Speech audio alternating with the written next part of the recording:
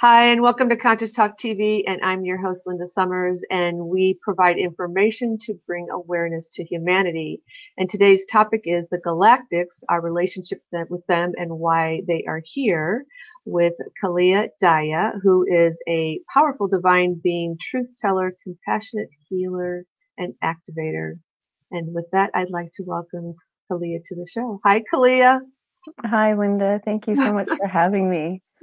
It's just Ah, such a thank joy you to for be here. joining. hmm Yes, we're glad to have you here too. And yeah, and all the viewers that are tuned in, thanks for tuning in. We really appreciate it. And yeah, we're going to do some Q&A at the end of the show. So I will take the comments at the end, like one at a time, because I know they can kind of get lost in the feed. But yeah, so I'm excited for you to be here. I know we have, like, there's some points that you were channeled, right? hmm So, and we're gonna, first like to start with how you arrived to this place, your personal story. So, Okay. Well, I yeah, am happy to share that. I actually have not planned what I was going to share. I'm just going to go with the flow, yes, as they say, and just yeah, just share what I'm guided. But there are a couple of things that I think need to be shared. So my journey began 46 years ago, and I came into a very small, close knit, very religious family. And now I see why it all fits because it was part of my soul's mission here to clear a lot of, old programs and that and so on. But as I shared with you, Linda, the other night, I came here with gift of sight, and and I will share the example of my grandfather. This is the story my mother tells. I do not have a memory of it, but it's it's just so beautiful how children are just so connected and so pure, and they have no preconceived ideas, and they're just being their divine selves. So having said that, I honor all the children who come here and who are here right now and just being amazing, powerful beings. So yeah, my grandfather was diagnosed with two types of terminal cancer, and my family was very upset. And my mother said that I just came up to him. It was a Sunday, and I put my hand on his knee and I asked everybody, "Why are you all so sad?" My sweet little innocence, the childlike innocence. I said, "Because Grandpa is okay." And the next day, I believe, or within a few days, if I remember the story right, Grandpa went to get further tests and he was completely cleared of cancer. And he ended up living to be 99 years old. So oh my there is gosh, just amazing, how we are so connected. We come here connected, and from now on, we will always be connected because we've cleared so much of this stuff. It's just amazing. So that is really how my journey began. I always saw angels around me, beings, and some of them were quite frightening. And I didn't often know how to process that as a child, but forever grateful to my mother because she always believed me and she listened to what I had to say, and she supported my gift. So it was always there. Now, when I got older, of course, and I went to school and so on, I learned to be quiet about it because I didn't want to be labeled weird. But now yeah, I fully own that. And yes, it's just who I am. It's who we all are. It's who we came here to be, our own unique version of that. And so I I always had the gift of sight throughout my entire life, but like I said, I did really shut it down pretty hardcore for quite a few years. But then about when I was about 26, I had a major life change and I began searching because I knew that there was something deeper, something bigger. There had to be a purpose, because my life had really gone to pot at that point. And I said, okay, let's just do a redo because what I'm doing is not working anymore. There's got to be a better way, to find joy and so on. So I began reading books, every book I could get my hand on about, psychic gifts and frequency and vibration and all that. And key people came into my life to help awaken me. And when I look back, it's just amazing how certain people came into my life with, suggestions for books, for example, or I'll never forget the man who told me about the chakra system. And so I studied that and I was just fascinated. And I really, my heart's desire, like I was really still closed about all this, but my heart's desire was to live that life fully connected. And so, here I am living that life. And I'm really so grateful that I woke up and that I remembered who I am. And here we are, we're doing this. But what I really need to share is my connection to the Galactics. That also came about in a very unexpected way. The year prior to my connection with them, I was obsessed with Palladians. I would look at the stars and try to find the Pleiades.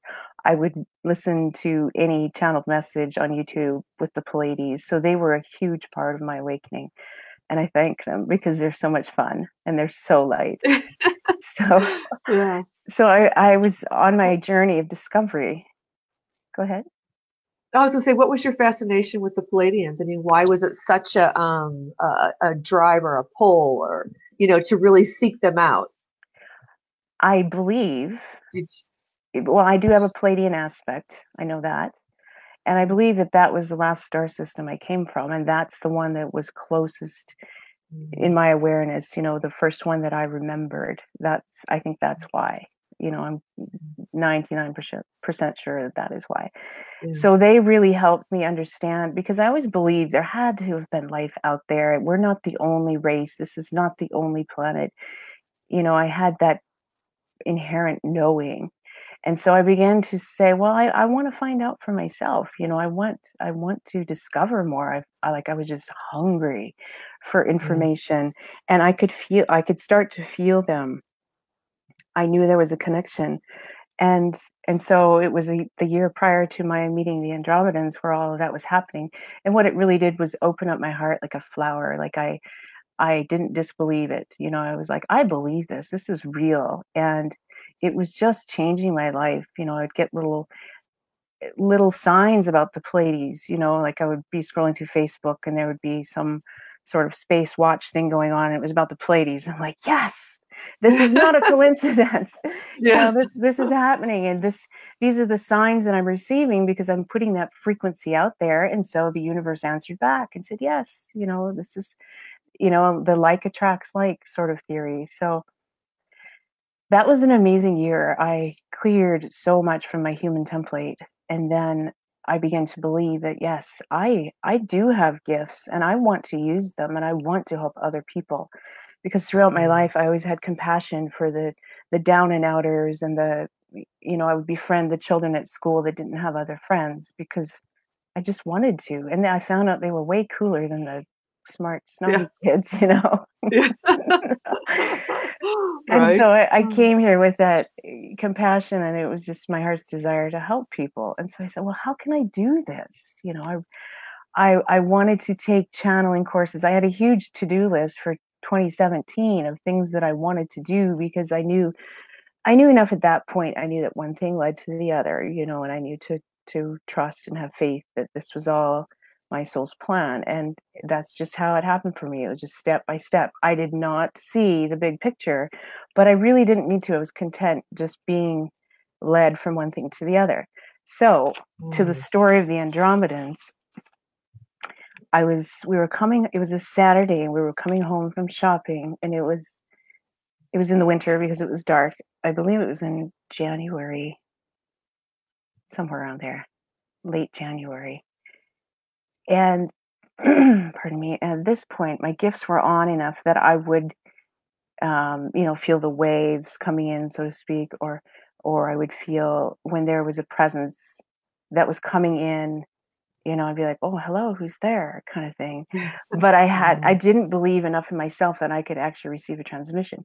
So we're coming home from shopping, and I saw with my third eye, like at that point, we lived on the edge of the city. I saw with my third eye that there were beings that had landed in the farm fields on the outskirts of the city. And I turned to my son's dad. I was with him then, and I said, he was talking. I said, "Be quiet. Something's happening. There's a message coming through." And so he was quiet for a few seconds. And he started talking again. I was like, "No, I'm serious. Please wait. There's something happening. There's somebody out there, and I need to know who it is."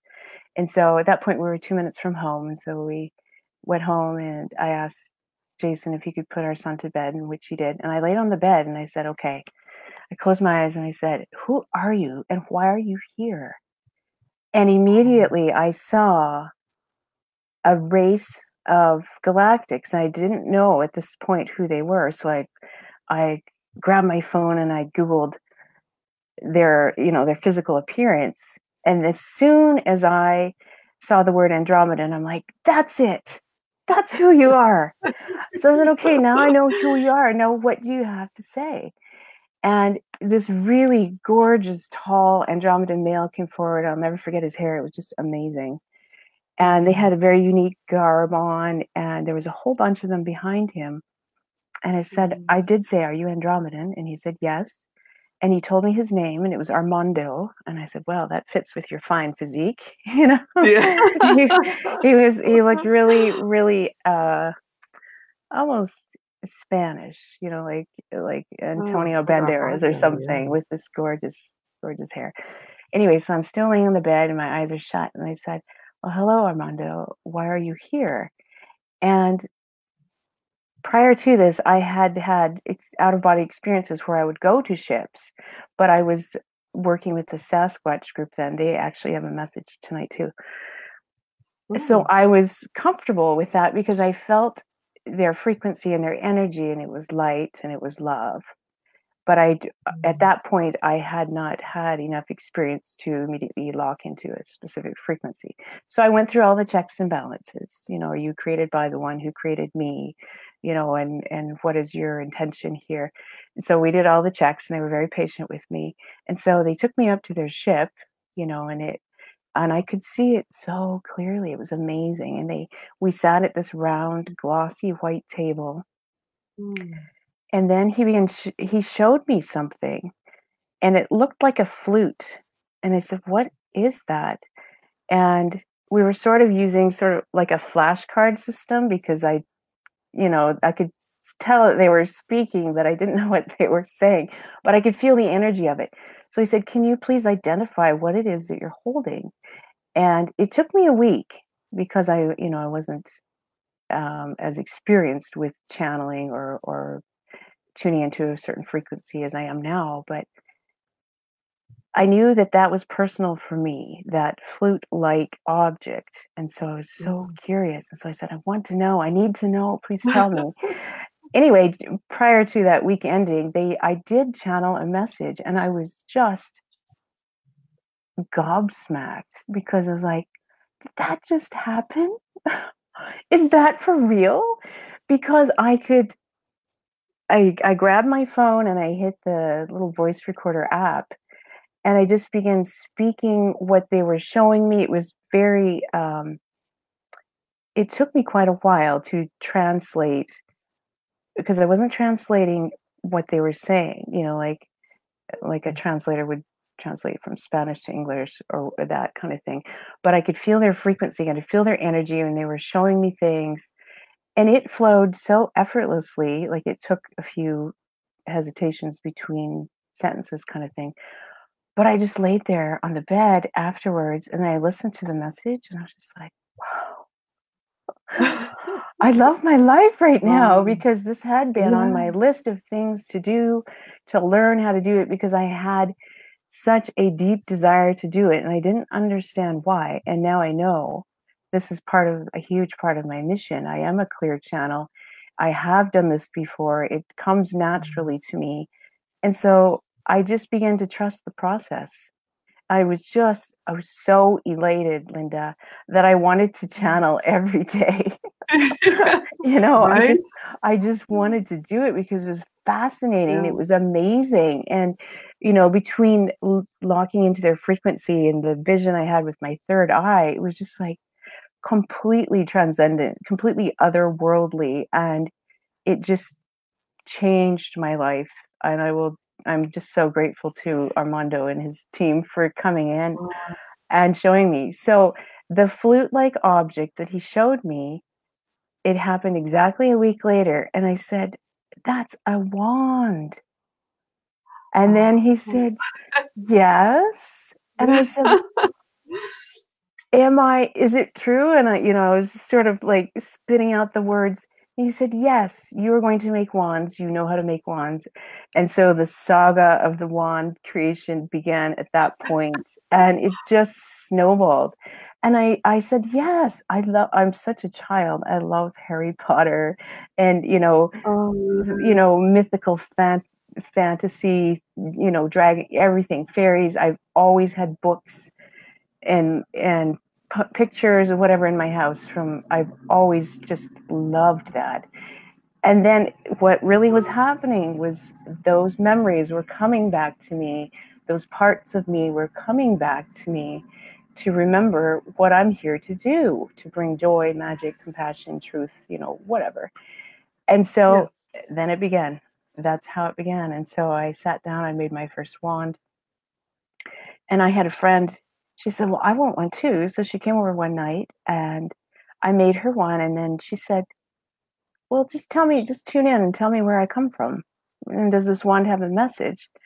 And then that was the whole beginning of what I do is, at that point I knew I could channel. So I opened my third eye. Now I can just do it instantaneously. But then I just closed my eyes, I connected, and I was like, I got a message for her. And she said, "This is something you need to do. You can make wands for other people, channel messages for them." And that's the story. That's how it all began. Just completely synchronistically when I was ready. And here we are, and yeah, that's how it all began. And I'm just so grateful because my life is so amazing. Like, I do have human moments, of course, being a parent and I pay the bills and all that stuff, but really I cannot imagine living any other way. I look back even 10 years ago and I just go, wow, that is just so transformative. And I know, there's so many people with similar experiences where their life just turned inside out and, they're in a place where they never thought they would be. So yay us. Yeah. We've done this. We're still doing it, but really we've done this and we remembered who we are. We're amazing, powerful beings of light, and we all come here with unique missions and frequencies, and we all come here with love, really. Yeah. Yeah, So, absolutely. Well, what a beautiful story. What I love about it, it was so innocent, so childlike, and so non-resistant. yeah. It was like I had this list and this is what I want to do. It's like you're just asking the universe, this is what I want, and you allowed. You weren't in any hurry, like I got to have it now. I want things to happen. Wow. It's Yeah. so beautiful. Yes. And I'm so grateful. Yeah. Yeah. And I was telling a friend the other day, even in the last year, wow, the changes that have occurred, huge life changes. And now it's universal changes that are happening. I am just like, I don't think we'll ever get old. I am never bored. There's always stuff going on. There's always new things coming in. And in the moments there's not, I'm patient. I have had to work on that, being patient and trusting for sure. Yeah. Yeah. But yeah, just moment by moment, there's just constant recreation and stuff happening we could have never thought about. Anyway, we'll get to that in the galactic message later. Yeah. But Yeah. yeah. Wow. That's so awesome. I love it. Yeah. And they're here for everybody. And this isn't an Yeah. exclusive club. Not everybody's going to be a channel, but it's all wide open. There is no restriction anymore, and it's just unconditional, and they want me to say that and this message does come through quite a bit, but it does need to be said a lot because there's still parts of us that are being cleared, and like I said, the human template is being cleared and stuff so that we can really access the full source power and merge with our higher selves and so on. But they want me to say that it is so important not to compare yourself to someone else. There are some of us whose roles are not to be seen and heard.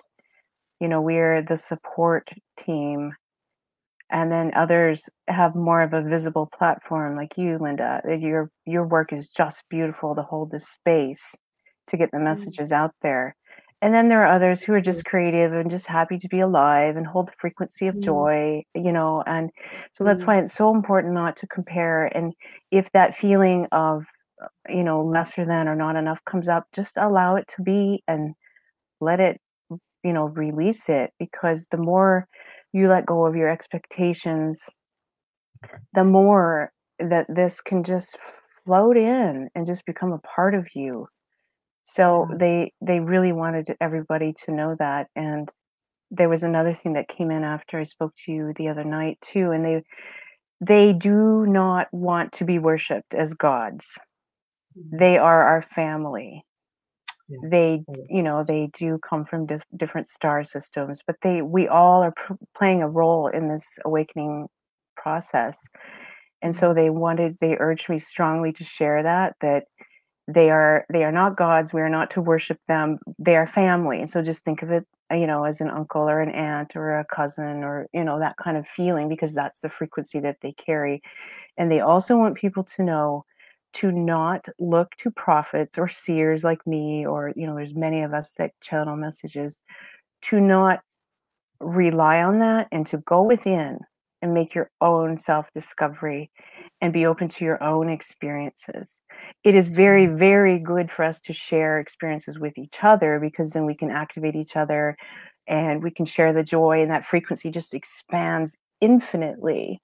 But they wanted me to say, don't look to a prophet, don't be a follower, be your own, stand in your own I am presence, and know that you have access to absolutely everything. Messengers are important, of course. We need the voice, because that's a really efficient way for it to work. So, like going back to the roles, everybody has a role, but not to, blindly follow people, because especially, let's say, in the past 20 years, there's been a lot of misguided information about ETs, aliens, galactics, a lot of stuff that was hidden, a lot of distortion about what was actually going on, because they've always been here.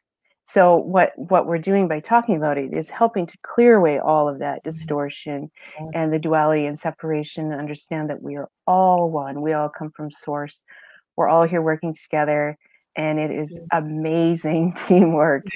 It takes everybody, and the unity and the harmony on a galactic and universal level is quite simply astounding. So that was what they wanted me to say right away. So and thank you for sharing that, and thank you. I really appreciate that. I feel like a couple of things. I mean, really everything you're saying too, but what really stood out was the fact of how we do. I think in the past we tended to follow different people, and that became the guru. And so I love the fact that what you're saying here, what they're saying is really to, which, at some level we know, right, that it is our creator. But to that statement there, and then also that not to compare ourselves, that we all are here, that we all have our own gift, and we're here to all be a part of this in our own unique way, whatever our soul contract is. So absolutely, so beautifully said. Yes. And part of that, they showed me today, that each soul has a specific frequency, and I said, what? That's Wow. so cool, because as Yeah. we know, everything is energy. It carries a frequency and a vibration. So we all have soul names too. I'm not just Kalia. There's another name. It's sacred. I'm not going to share it, but we all have soul names, but we also have a specific frequency. So it's like each snowflake is a snowflake, but they're Yeah. all different. And so we're all the same.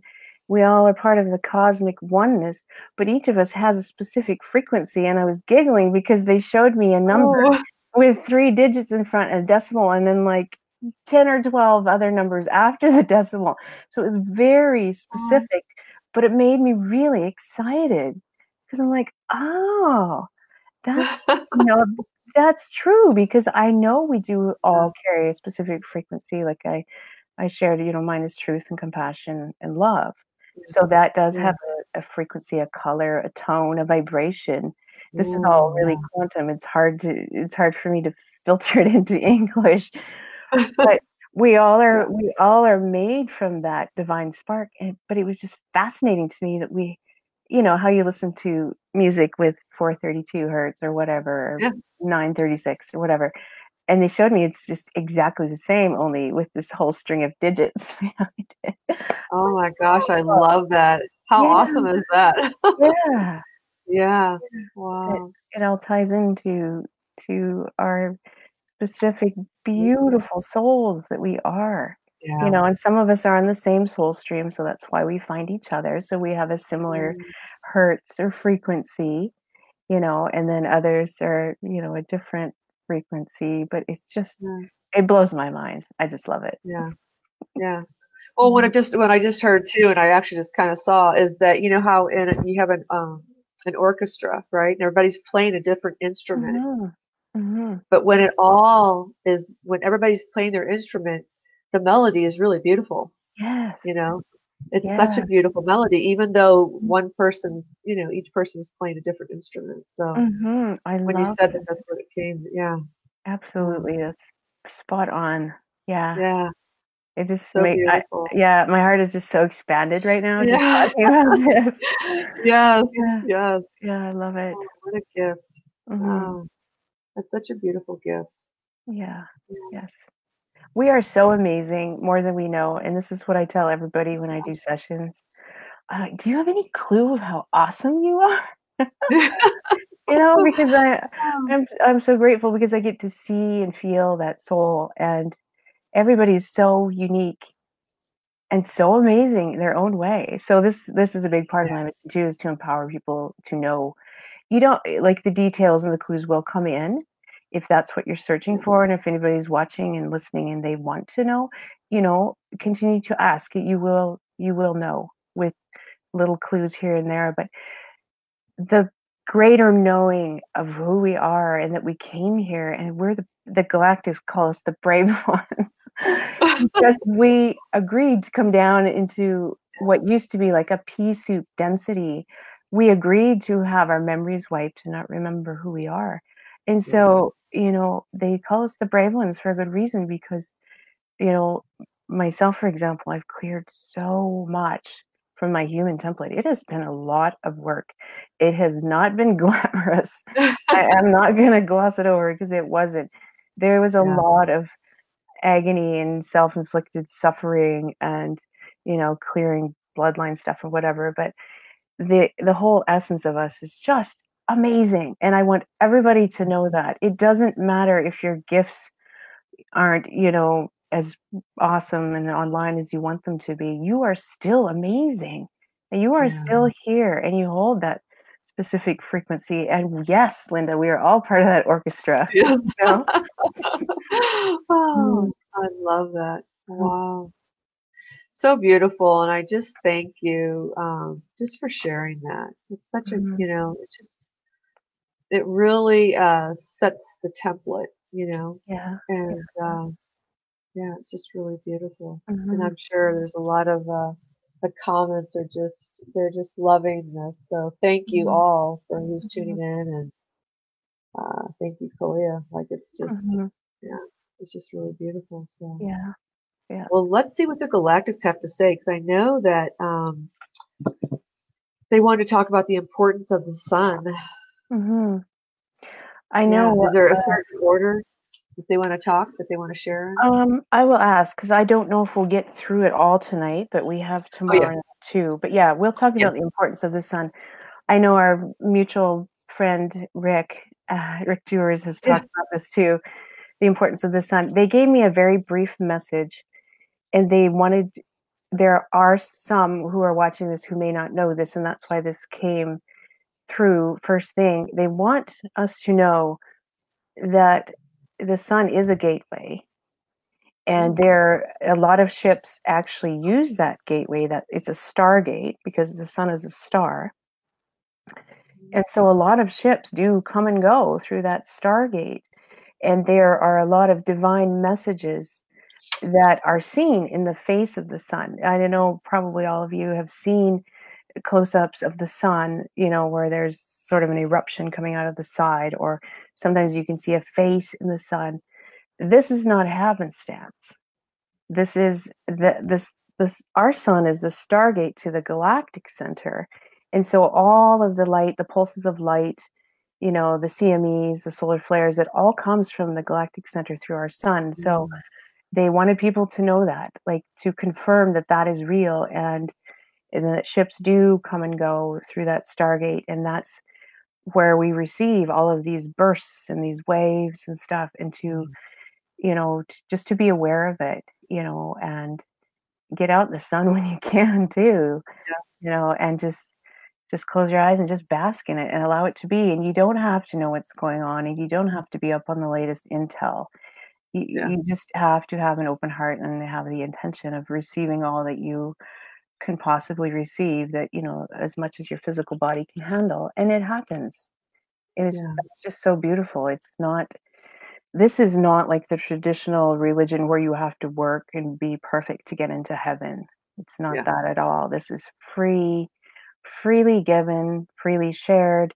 It is our divine right, and it's a beautiful gift. So that was all I got, I believe, about the sun. But yes, the sun does affect our physical vessel as well. I think I mentioned that. So for whatever reason, they wanted me to say that, and so the message has been delivered. That's perfect. Yeah.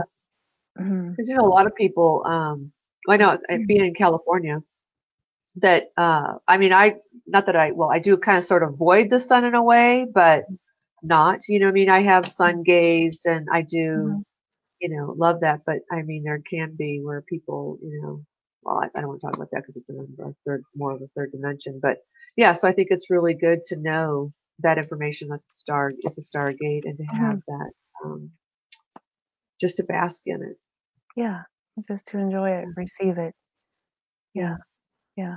Nobody's being asked to be an expert on anything. It's just everything with us is heart-based, and that Yeah. comes through over and over and over. Our heart is our power center. It's the active intelligence of what we carry. It's where all the knowing is, and it's where the divine resides, you know. Yeah. And so if you don't understand it, but it feels right, then just receive it. It's that simple. Yeah.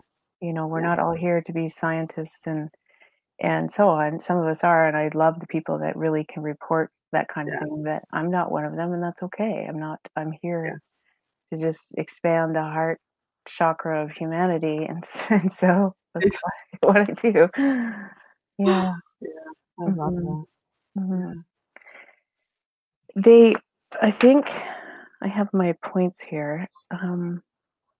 Before Well, we then, get into the trust and faith in the yeah. plan, they urged me to share about a couple of my experiences about them actually being here and Mhm. their presence here. And they also wanted to answer why people don't see them more. Like, a lot of people, there's so many sightings now. So we're Yeah. definitely shifting that. It's not like 10 years ago where if someone Yeah. reported a UFO, everybody would freak out. Now it's Yeah. becoming more of a regular thing. We anticipate it, we know it's real, and we capture it on camera, and it's amazing. Yeah.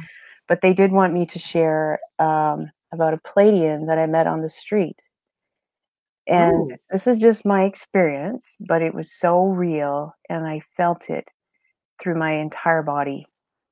So I was walking down downtown Calgary, and I needed to go to the crystal store. I was feeling particularly low that day, alone and sort of blah and not super high vibe. but going to the crystal store is always fun because it's Yes. I'll always bring your back up. absolutely. But I'll never forget. I was walking down the street. I think I was going to get like a coffee or something after, and I passed this young man, and he was probably 6'2", 6'3", tall, blonde, and beautiful. And he connected, like our eyes connected, and instantly, Linda, it was such a physical response. It was like I had just received like a boost of, 12th dimensional energy or something. All my anxiety was gone, my, feelings of loneliness, and it would just happen like in 2 or 3 seconds. He passed me Wow. on the street, he looked at me, he gave me the most beautiful smile, and I was like, "Are you real?" Yeah. He was in human form, but Yeah. instantly I just heard Palladian, and I was like, Mm. "Did that just happen?" And I really, really wanted to turn around and grab his elbow and say something. Yeah. but but there was still a part Wow. of me that doubted, what if he is just, a beautiful young man and he'd think I'm weird. And so I just continued to walk on. But I will never forget that feeling that I got. Mm. And it's just that instant blessing, and everything just cleared, and I Wow. just felt light and amazing. And so they wanted me to Woo. share that, and Mm. to open your eyes and your hearts to experiences like that, and put that frequency out there, and see what happens. We've always heard there are angels among us, kind of thing. It's Yes. the same frequency of that. If you go out there and you're just open for magic and miracles, it's going to happen.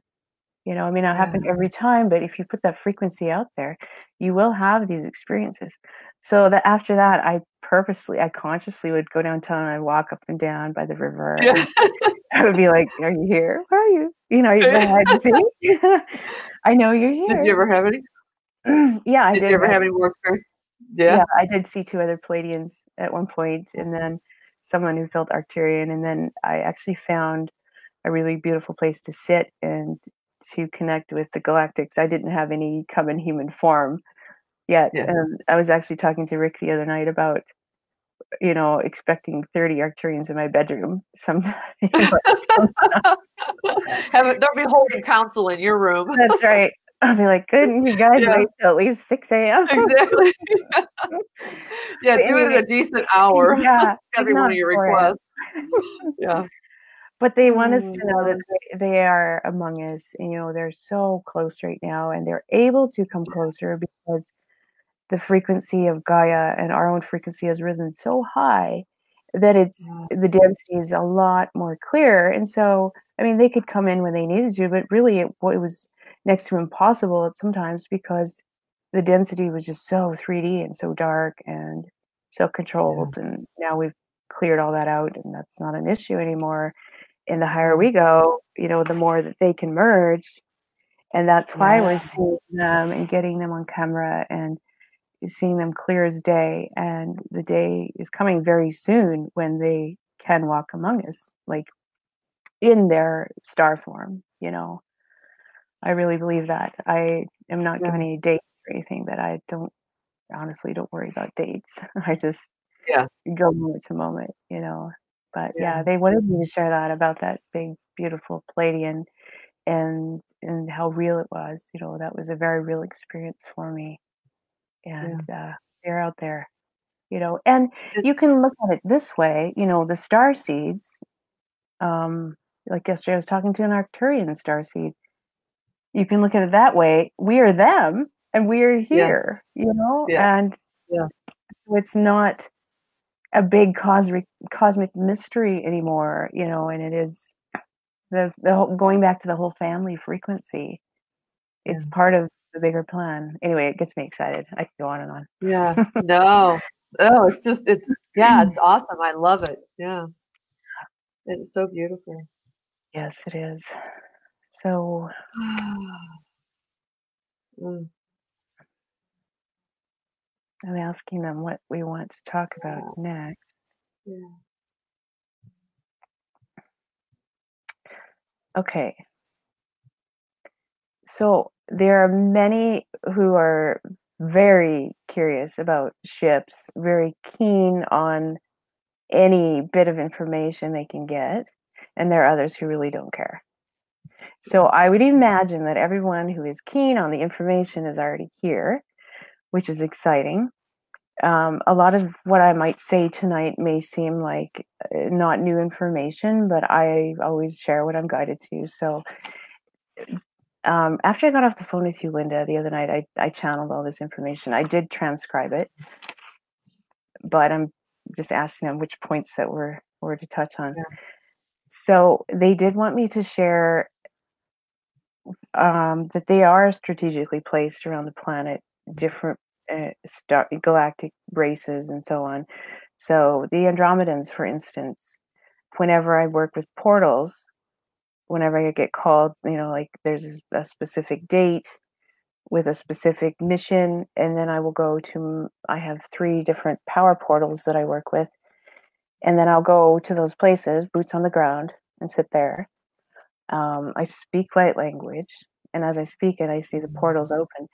But the Andromedans are always there, and they're personally for me, and this may not be everybody's experience, but they are the portal guardians. They are the ones that stay there and make sure that they are functioning properly, and that nothing will get in and out, which we're reaching the day where we don't even have to worry about that anymore. But I still take that seriously, because if I'm going to open a portal, I'm not just going to walk away and skip away and whistle and then forget about it. Yeah. I want to make sure that I'm being a good steward of my responsibility in it. But the Andromedans agreed to come in and assist me with that, and to stay there and make sure, that it stays open as long as it needs to. And then I usually get a little incoming memo, if it's time to close it, or if it's, good to go for another week or whatever. But they wanted me to share these specifics of their being placed strategically around the planet. And there are lots and lots of light workers who do consciously work with them, with different, star races and so on, different galactics. And this is all part of what they call the plan. So each soul will have that calling or that mission. And like I said, some people don't care, and that's fine. Do not feel bad. That's not your thing. It's cool to record the information, go, oh, so that's happening. But those of you who have like that immense desire that I had to channel, you'll feel that with the ship. So connect to that and ask questions and begin a relationship with them, and then see where it goes. Be wide open. But they wanted us to know that the ships are strategically placed around the planet to help. They assist Gaia too. They're not just assisting us, because Gaia's raising, Gaia's shifting, she's changing, she's transforming, evolving, just as we are. And so they have very specific missions and frequencies just like we do. So they are dispatched, to certain areas to assist Gaia in her own chakra system, and clearing out old bases, that used to have dark forces in them or whatever. Most of that's been done, but they are strategically placed. That was the main point. And there are specific groups of Palladians, for example, that have bases that do specific things, that work with specific people. It's all so sophisticated and elaborate. It blows my mind. But it is real. I know the Palladians I work with have a base in the North Pole, and when I did a Beyond Quantum Healing session with my friend Cynthia, I was taken to places that were just phenomenal, and I saw it was a complete out of body experience, and I saw things which really helped me understand why I had that feeling to do it, because I was indeed actually doing it with that aspect of me. So that's why they're telling us and confirming that, they do have specific missions themselves. They are placed in specific areas connected to their specific humans, if you want to use that term, and it's all part of the bigger plan. We all have a part in this. So again, that gets me excited, because you may just like ships. You may not go out and do missions and whatever, and that's okay. just Yeah. you holding that frequency and that love for them is enabling them to come in even closer, and to it's just a magnification, like the conversation you and I are having now. It's good, it's flowing, it's Yeah. loving, and it just Yeah. magnifies and expands, and that is enough. But Yeah. for those of you who are intrigued and you feel like you're called to specific things, then do the work. Make your own self discovery. Ask who's with you, ask who's around you, what can you do? Is there Mhm. anything? And and you will receive the answers. You may not see it, but maybe you'll feel it. Or maybe you'll have a conversation with a friend and something just clicks. So just stay wide open. Yeah. Yeah. Yeah. Yeah. There was something you mentioned in there, like that they will they're working with people here. Mhm. So meaning that they're working with us here, like say they're working, they're down here, they're working with you, or they're working with, somebody else. Mhm. Is that what you mean? Like when they're working with you, the people Yeah. that are drawn to that are have the Mhm. mission? Mhm. Okay. Yeah. And then the plan is where they're all strategically placed Yes. around. Yes. Okay. It's the And that is huge, essential. yes, that, pardon me, that's the huge quantum, the bigger picture kind of thing. Yeah. But yes, each person has a ship.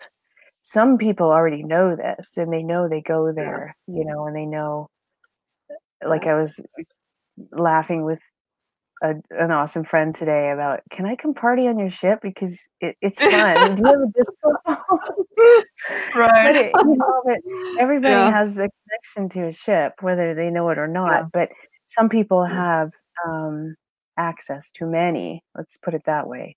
A whole fleet where you are. Oh, There's an aspect of you that is fully aware, fully engaged. Working 24/7 on the specific part. So let's take me for example. I live in Calgary. Let's say, I feel I'm very empathic. So some days I have built up a buffer so I don't feel all the collective misery. But some days yeah. I do feel it and I tune into it. So like, okay, let's get to work. So, I can connect to my ships too and say, hey, you guys, things are sludgy down here. Can we do something about that? And ask Ah, them, can you amp up the frequency here? Because I feel the suffering of the souls of people around me, and so I do ask for help because it's not up to me to save the world. Like I can't do this. I don't, nor would I want to. But that's right. our connection to them. It's just communication. We're a team. It's strategic. It's intuitive, and so we can ask them for help like that because they are there. They're with us. And they're, like I said, we each have our own ship. If you want to believe that, it is true. Yeah. So just Yeah. to connect to that and make it a creative, active process, and it's not hocus pocus and it's not Yeah. a myth. We are here to clear away all those distortions and all of those fears and all of those lies, even that we've been told that aliens are Yes. bad and, they're going to destroy the city like the movie Independence Day. Yeah. Yeah. That could have been a timeline and that could have been a reality for humans, but that has been Hmm. removed. It Yeah. is ascertained that we are not on that timeline or that trajectory. So, Yeah. if they're Yeah. here to assist us, let's jump on board with that and let's do it, right? Do it however Exactly. you're called to do it. Yeah. But we can work with them and they just love hearing from us, right? Because Yeah. they're out there in this high density or high dimension, right? And so they're fully connected all the time. And so when Yeah. one of us turns on the beacon light and they see a transmission, they get really excited. They're like, "Oh, that one, Yeah. she's high vibe right now. She's got something to say." Because Yeah. not all of them, like some of them have chosen to incarnate as humans, but not all of them have. So they really are keen to understand our experience. And sometimes they need us to verbalize that Yeah. because they simply don't know, even though they can see all and they have, access to the plan. They still care about us so much that they want to know our feedback and they want to know, how we're doing and what they can do to help us. Really, Yeah. it's amazing. Yeah. Yeah. Absolutely. I have Mhm. two questions. So Yes. one, going back to, you had said something when, you were saying like how that we need assistance down here. There's some souls that are suffering. Wouldn't that interfere with one's journey? Could we be interfering? Yes, we could if we want to go, if we go in with guns blazing and we're like, Okay. I want everybody to be happy right now. Yeah. That, yes, we could absolutely interfere. I'm glad you made that point, Linda. Okay. Whenever we have a desire to help others, we always must set the intention for the highest good of all. Yeah. Now, some souls have not agreed to awaken, so we can't force that. So let's say if my neighbor is a miserable person, it's not up to me to help him see the light and say, oh, by the way, the Galactics are here and everything's good. And in the meantime, he's, feeling suicidal. That's not going to work. So yes, absolutely. Your first intention is for the highest good of all, and you leave it at that. So if you like to pray and someone says, I need your prayers, it is not up to us to pray for specifics. We pray that the greatest good, the highest outcome for them occur, because you're right. They may need to take the steps to learn the lessons, to clear the template, to whatever. Absolutely. I'm so glad you brought that up. Yeah. Yeah. Thank you for sharing that. And then the other question I had was, how do they see us? Like, is there, like we're all like glow lamps, well, some, maybe not, I don't know. So how do they, when you said there's a beacon, like they're like, oh, there's one that's, she's calling on us. How do they see us? Like, what does that look like? They see us as we are, but I mean, they can see us in our human avatar for sure. But the ones that I'm close to, like I said, I was so excited that they shared that we each have a specific frequency.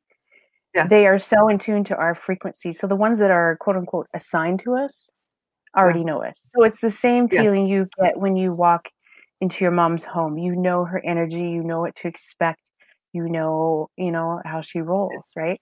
And so they know us intimately that way.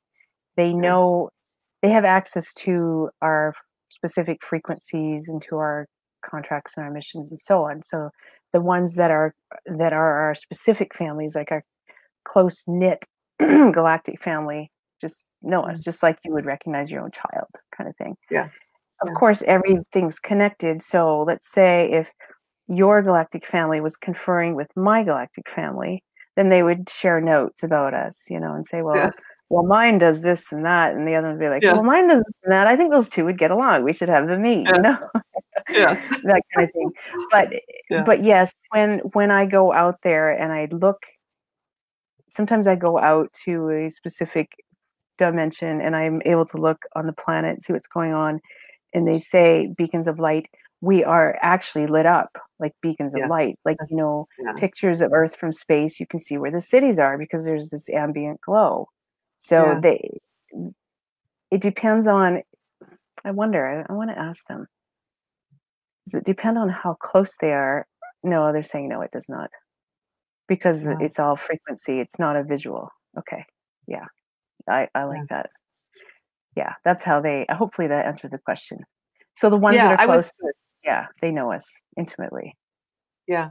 I was thinking that maybe your aura, that they could judge it by the color. So there would be a color, that maybe they might see or something. So yes, for sure. Again, it's the same, that, that intimate knowing of that soul. Right. You just know because you're close to them. Yeah, but definitely we do carry colors in our aura, and they maybe they do identify us and say, "Oh, she's green today. Yesterday she was purple." Well, and actually, the vibration, the sound does have color anyway. Yes, it does. So that would be So there probably is something to that as well. Oh, yeah, definitely, definitely. That. Yeah. Yes. Yeah, I like that. Oh, that's beautiful. Yeah. Ooh. Yeah, so we're just all colored up. We got the rainbow, the colors of the rainbow. Right, we are so pretty. Yes. Even the guys out there, you guys are pretty too. The guys are pretty. Yes. But yeah, I would love one day, maybe I should ask for this, to see and here, I don't know, I'd probably never come back. But if I Oh, could see and hear the whole essence of us, yes. wouldn't that be amazing? Yes. Just the just how quantum we are. We carry all this beauty. Can you Yeah. imagine if you saw yourself, Linda, and you hear Ooh, the song of your soul sound. and all your colors and all the frequency Oh. just vibrating? That would be amazing. That would be. Let's I ask just for want to that. sit right there. Let's Can we ask just for that. meditate? Can we just be Sure. like in that moment right there? We're Let's taking do it. time in the show right now. Yes, time out, everybody. Let's just own together. Exactly. Yeah, exactly. Just feel into that. Like really. Oh, Mm, yeah, because yeah, so sometimes delicious. it is so delicious. Sometimes I go Yeah, out and I connect to the stars because there is a part of me that knows how to do that. I haven't spent much time doing that, but sometimes I just go out. We all like to do that, right? Just look at the yeah, stars, watch them twinkle, and then yeah. I don't know if I ever told anybody this before, but sometimes I sing to them. I just say Yes, of whatever, I just course. sing, and there have been times when I hear them singing back, and oh, Yeah.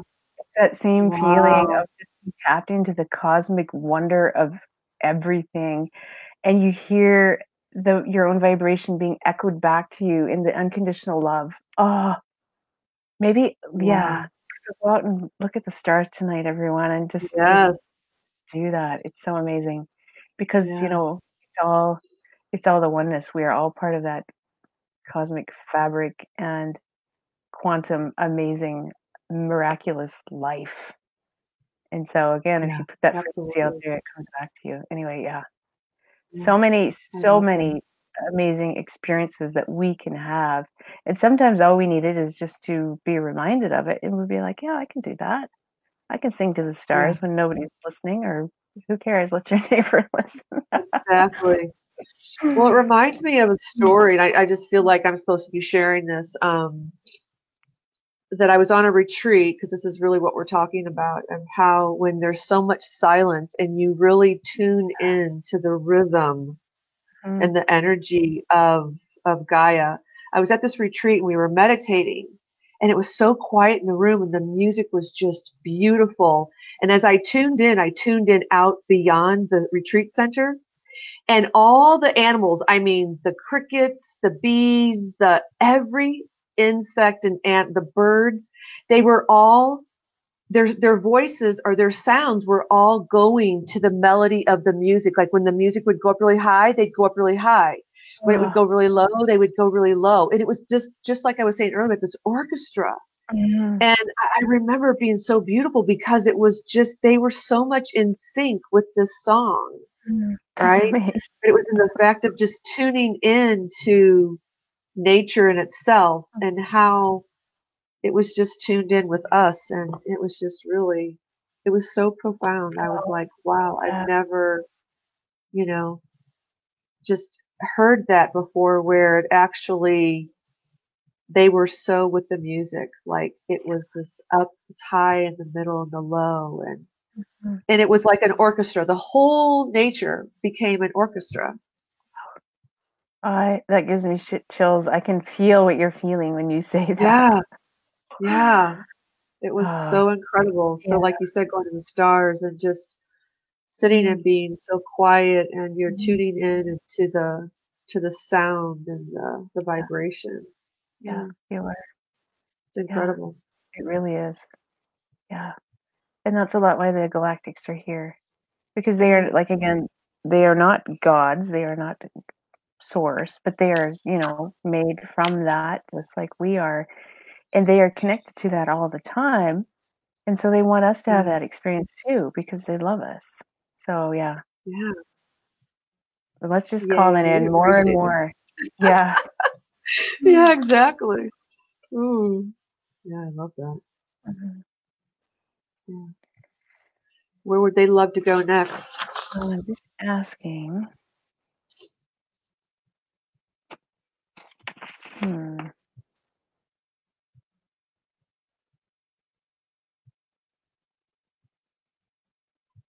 I'm feeling I know about that one, so I'll move on. And we already talked about why we can see them more, because our atmospheric density or energetic density has risen so high. So thank you guys. Yeah. Okay, this is it. I'm getting a yes on this. Okay. So they want everyone to know that they would show themselves more often, even though we've talked about this, and they've been probably hundreds, thousands, who knows, sightings. Who's Yeah. to say there's not an Incan in Peru that sees spaceships every night kind of thing, but he's not going Yeah. to go on YouTube A lot and of us talk about do. it, right? Yeah. So, but humanity is awakening enough that we can see and so on, but they want everyone to know that they would show themselves more often, even though it's already happening on a massive scale, but it's all according to the plan, as they call it. So everything happens in accordance with divine will. So what they're getting at here is, if all of a sudden there were like 1,000 ships that landed in the United States, it could tip the balance out of whack a little bit, because some people aren't ready. There are lots of people who still haven't awakened, and they would freak out, right? They probably would. Who knows? But anyway, they're saying it happens as it should, how it should, and when it should, and they're asking to trust and believe in that process. Because I know sometimes we get bored and we want more proof. We want excitement. We're like, okay, we've been doing this for a long time. When is there ever going to be evidence? Is it ever going to happen? And this came through with that message a few nights ago, over and over, to have trust and faith and just keep doing your thing. Just you be you do your thing, you go about your daily life.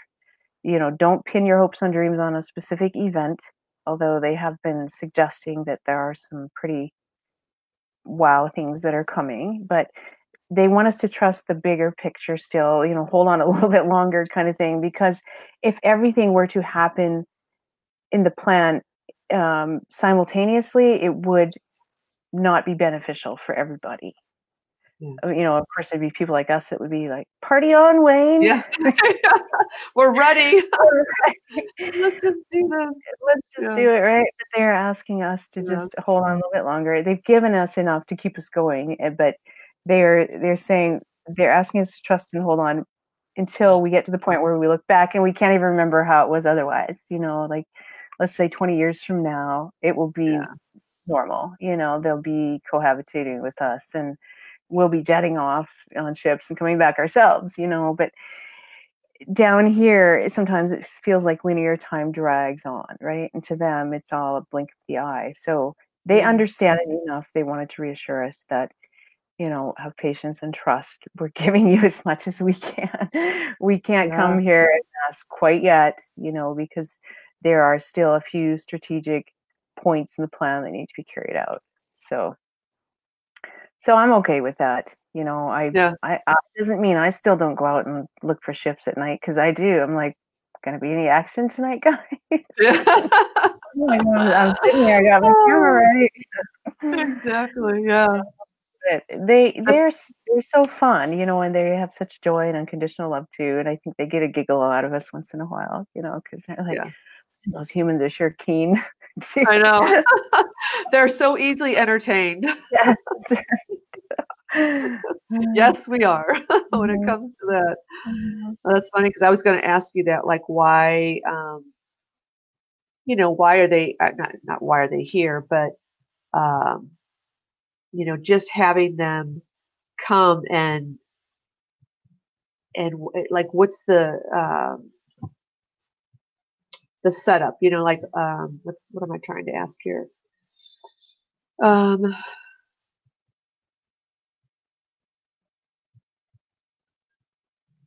like having them.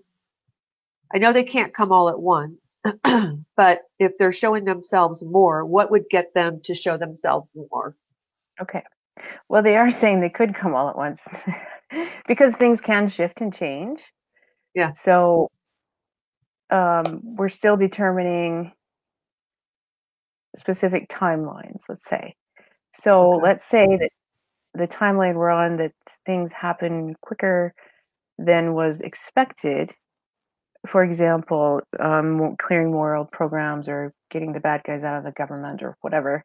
Like there's so many things happening uh, at the same time in so many different levels, including disclosure, getting humans used to the thought of an alien race being among them. That's Yeah. why it's so quantum. That's why they call it the plan. And we'll get to that, the governance system they were talking about. Yes. That's where it gets exciting. But um, I forget your question, Linda. Can you repeat that? I got sidetracked. Well, I don't even know what my question was, other than I really don't. I mean, because it just Okay. kind of came through. But Okay.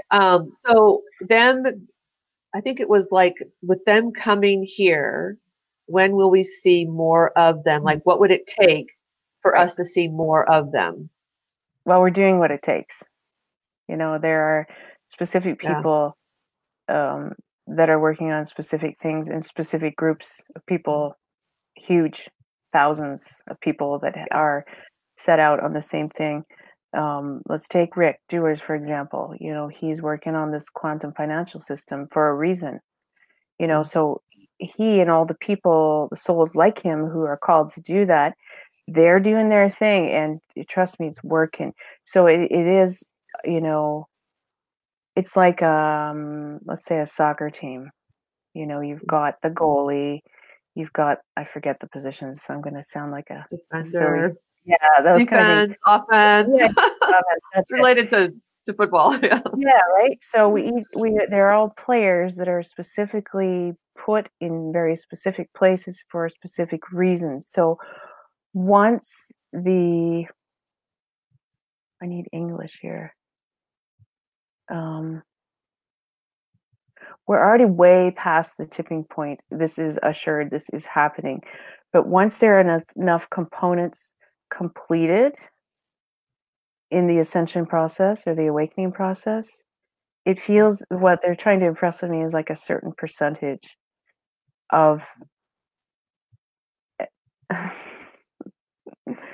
oh man, sometimes they're funny. They're showing me graphs. I'm sorry, Yeah. I can't interpret that right now. The essence, the energy of it is that the graph, they're showing me again. All right, I will try. Or like almost a glass, it's filling with water. Once the glass reaches a certain point, a Yes. certain volume of water, then it's a go. That's what they're trying to say. So I'm seeing the glass fill up because I was getting the giggles about the graph. So they showed me something I can put into words. That's a much better analogy. Yeah, it is a much No better analogy. graphs. You know, No, just I'm any not a graphs. math girl. Yeah, once the volume of energy increases enough, the capacity, yes, then it would be a go, right? So to stay Yeah. open to that, because they did correct me, they could come en masse, and yeah, they're telling me to shut up now. Okay, hopefully that answered the Are they? question. Yeah. Are they surprised at the fastness or the quickness to? Yeah. Yes, that came in the message here too. Let me try to find it. Yes, Yeah. so they want us to know that it's all happening exactly as it's supposed to, and they confirm that some timelines have been sped up and other timelines have been removed completely. Oh, there was a part of the message where they did say that. I won't try to find it. I'll just say it. They were saying exactly that, Linda, that they were really astounded and amazed at the progression of how this has happened. Oh, I think this was in the message I channeled last night. Yes, that's what I'm referring to. The speed of it was astounding. It did happen more smoothly. They did have contingency plans and so on, but because enough of the grunge and the bad guys have been removed and all that fun, exciting stuff, Yes. that it has been sped up, and we're well past the tipping point of Ooh. any question of it happening. I get that every time, and they always show me that the ratio of light to dark, even though we don't really focus on the dark, there are still some dark, old programs, paradigm, matrix, whatever you want to call Yes. it, yeah, that are still being removed. But honestly, the ratio of light to dark is well in our favor. The last ratio they gave me was 4 to 1. So yes. Ooh, yeah, that's good. So we're like really like on the verge, on the edge. It seems Mm, we're like the unstoppable. glass is like full. Is it the glass is not the water's not overflowing yet? Is Yeah, it right at the top? we're getting there. We're Yeah. getting there. Yeah, but it's all, each part of this quantum plan. And when I was channeling this, they showed me, and I did not even know how to use English. It was so sophisticated. Let's just go into the governance system that they were Yeah, talking about. I was feeling the same thing too. Yes, Yeah, it yeah, seemed like it was ready to come in okay. next. Yeah. It was such sophisticated intelligence, divinely orchestrated, like source comes from source, right? And the sheer amount of love that is put into this, just because I feel the tears coming in, because creator loves creation so much. It's just so quantum and so mind-blowing. The plan they showed me, it was you couldn't even document it, really, how detail oriented it was and how amazing it was, and how everybody Mm, that said I want to be a part of that, you know galactically and otherwise, it was just, ah, there's no words. Just feel the energy of it, right. right? Yeah, I could Because feel it. Yeah. they showed me that there are races who are not as involved in this ascension process, and then there are some who are just simply observers. But then there are those beautiful, sweet Arcturians, Andromedans, Pleiadians, Lyrans. Yeah. There's so many that are so active and just so in love with humanity and so excited about this, just as excited as we are, because they have seen us suffer for so Yeah. long. We have been them and they have been us, and we've agreed to come here thousands and thousands and thousands of times. And now Mm. we've come to this era of light that they were talking about, and it's freaking worth being excited about, because Yeah. we have burst through this period of darkness, the dark ages, and Yeah. now we're in the era of light. Anyway, yes. So let's talk about the Ooh, governance system. yes, yes. Then we can talk about the Arab Light too after that, Yes. or well, whenever they want to chat about Yeah. that. It is so elegant and so detailed, like I was saying. Mm, And yeah. the star seeds and higher dimensional beings that are here physically, even ascended masters, have they confirmed they have been strategically placed here. It is not random. And they reminded me again today, because the word governance or government might trigger some people. So they wanted me to say that even though those words may trigger you, it's something you can clear, of course, but it is all part of the plan. And it's not that we're some grand experiment. We're not their playthings. They're not toying with us. We're not their pawns. We're not Yeah. helpless. It is all a oneness and an equality. They really, really gave me a strong transmission, a strong feeling about that. It is not, there's no malicious, nefarious things going on anymore. We did live in a reality at one point where there was that, but there is not that in this governance system. And I don't want us to be tripped up by that word. You can think of it as an administration, really. Yeah. It's set in place for a reason, and we all are here at exactly the right time, in exactly the right place, doing exactly the Mm, right thing to assist this operation. And so that governance system, they wanted us to know more than anything, is that it is for us. Okay, the ones that are, they're taking me back, the ones that are active in this ascension process are the highest vibration. There's no hanky panky going on anymore. But they want us to know that there is this governance system set in place for the checks and balances, so that we will trust a little bit more and relax and know that we are in good hands, kind of thing. They have mm, their own, is the universal law where certain things aren't allowed to happen, you know And again, it goes back to the point you made, the greatest good of all, the free will clause, all of that. They work in accordance to that divine universal law. Yeah. For some reason, they called it the governance order, but they showed me clearly to share it with everybody so that we all just kind of go, oh, okay, we're good. We're not being played with. They have, this is what I was getting at. Thank you. Today they showed me, does not nature itself have certain laws? The law of gravity, the law of cause and effect. Each atom has a molecular structure. Each drop of water has a molecular structure. There's order to creation. And so they're saying this is a part of that divine order. This whole quantum plan they're talking about in the governance system, it's all the same principle, the same frequency, and the same essence. And so they just want us to relax and trust in it, because as long as we are working together in unity and harmony, which is the universal law of one, we're not going to stomp on each other and be run by our egos anymore. We're letting that go. They operate the same way: unity, harmony, love. What is the best outcome for everybody? So that was the essence of this governance system that they were saying. It's tied into this quantum plan, the plan as they call it.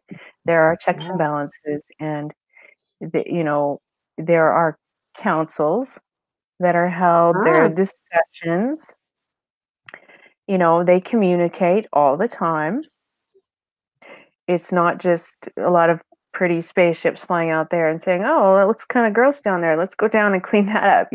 Like it is all really orchestrated in a really elegant fashion, and it is according to the very fabric of creation that Prime Source initiated. And if we can all operate within that, there is no ego and there is no judgment, and it flows. Like nobody has to tell the tree in the spring to grow green leaves. It just grows green leaves. The grass comes up, the birds lay the eggs, and it's the same essence of what's happening right now.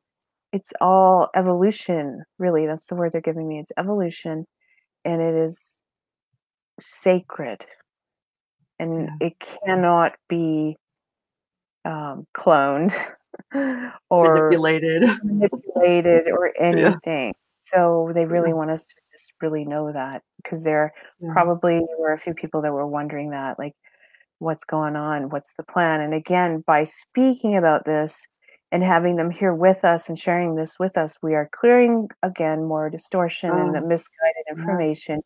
And the more they are so free to share so much. They can't share everything all at once, because we don't always need to know everything. Because if I knew the outcome of my life, I would probably make different choices, but then I would skip a few steps. So the same thing, they want us all to have an amazing human experience and to enjoy that. And because it is a gift. Not everybody gets to come here. Not everybody wants to come here, but honestly, not everybody gets to come here. We are complex, intelligent, emotional beings, and it's amazing to be human, because a lot of the races don't carry the same frequency of emotions we do, for example. And so it's almost a coveted position to come down here, because like I said, we're the brave ones. We've trained for this, and most of us, this isn't our first kick at the can. We've done it before. And we're like, okay, I'll go do it again. Oh my God. This is like 6,336 times I've done this. But anyway, yes, that's the governance system, and that's the law of nature, the law of creation. And don't let the word law turn you off. It's the order of creation, the structure of it.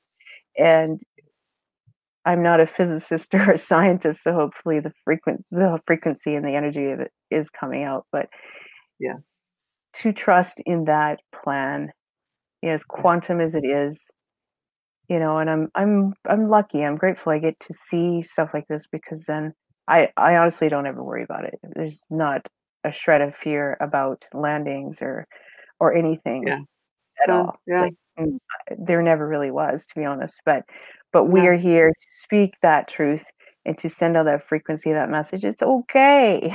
It really is okay. Bottom line, it's okay.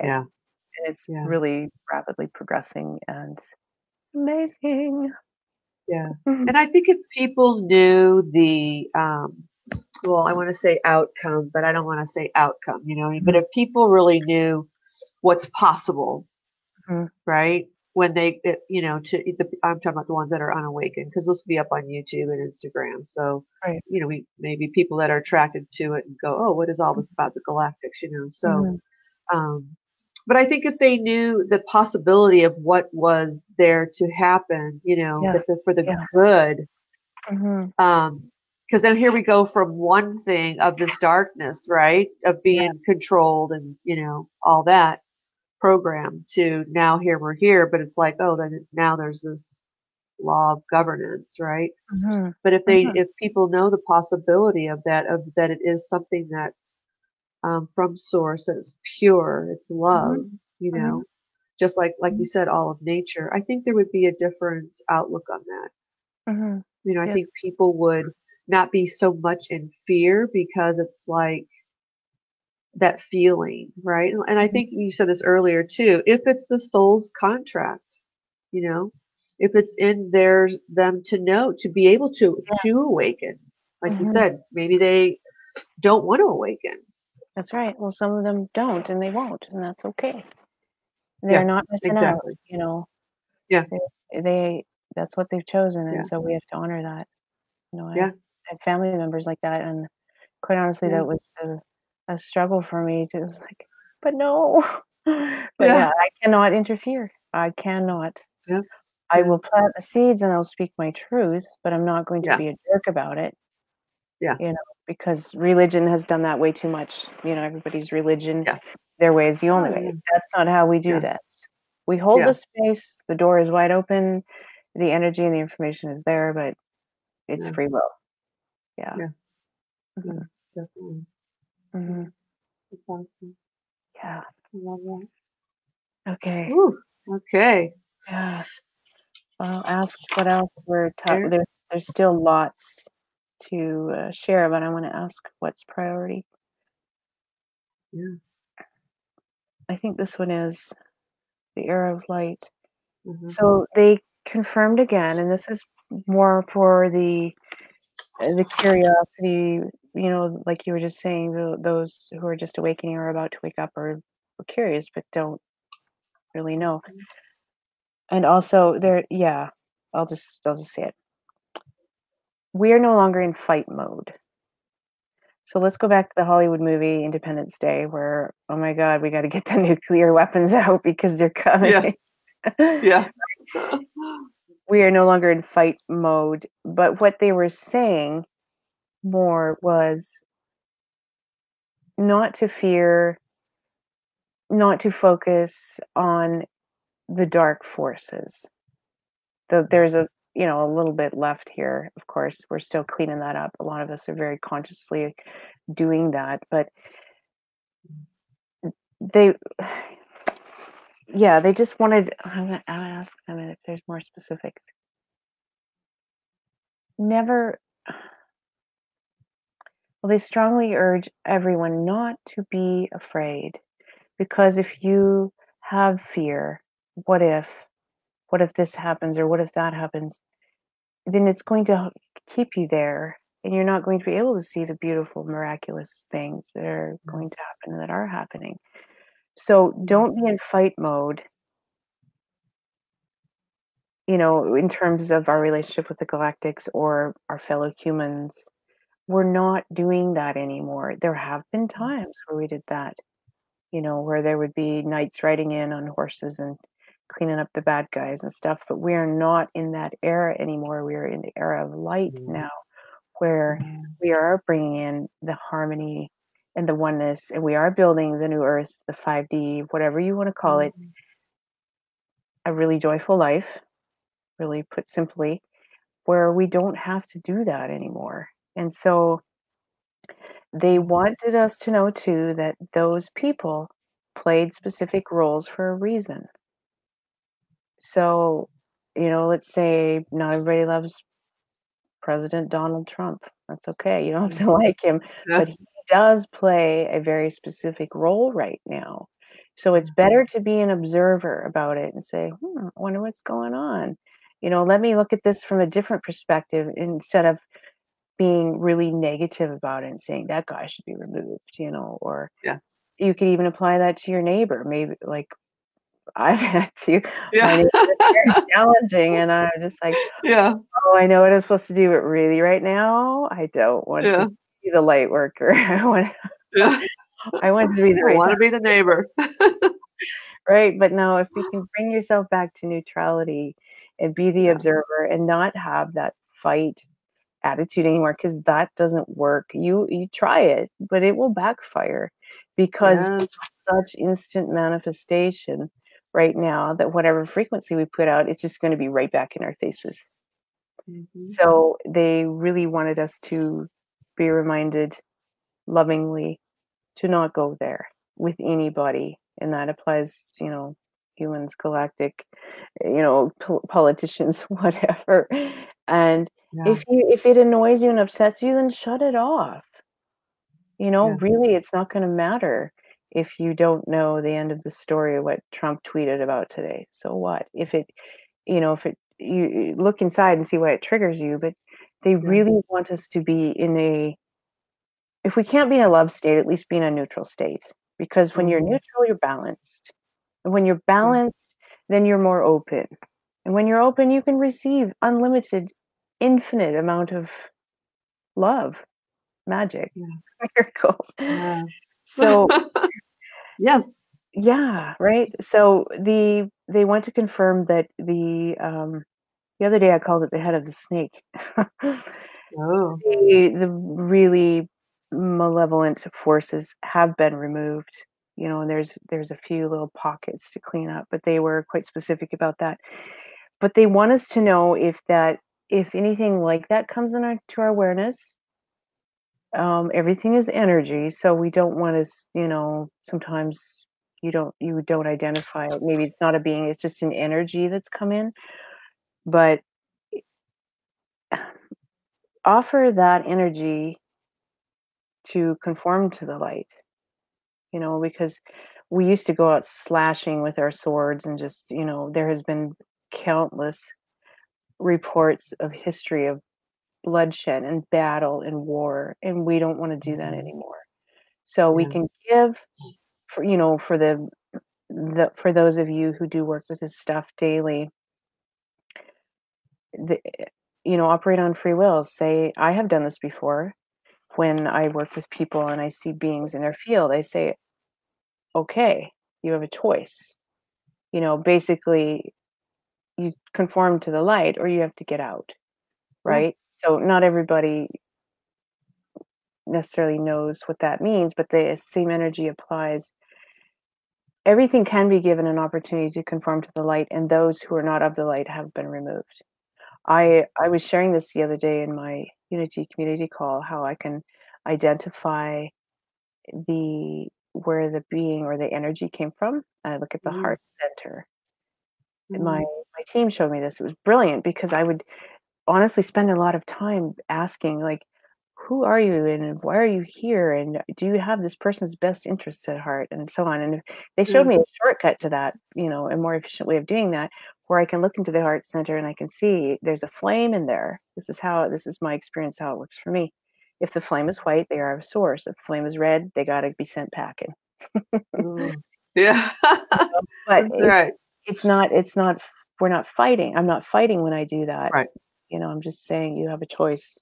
Get out Mm-hmm. or get in line, kind of thing. Conform. Yeah. Yeah. So that's why they wanted me to talk about that before we talk about the era of light, to hold that space of neutrality and balance, because that really assists the bigger picture. If you can, because not everybody's love and light all the time. Let's be honest. We're not always Mm, all feeling that, right? yeah. So, for example, the days that my neighbor was driving me nuts, I would just be like, remain neutral. Yoda would say, be Yeah. neutral. Yeah. And, I find balance when I'm neutral, and I just was like really having to work through that. But that's really, a very practical way of handling these day-to-day things. So they wanted to Yeah. confirm that that is a really good place to be, and we're not fighting anymore, not at all. Like, Yes. They do not have to fight. We are powerful creators. We can shift things in a more intelligent way, in a more efficient way. We can manifest immediately. So let's do that, because the old way of doing things, it doesn't work anymore, because that frequency is not there anymore. So let's, get on board. Let's all get on board together with at the very least, neutrality. So Yeah. Amen to that. I'm in agreement with that. Mm.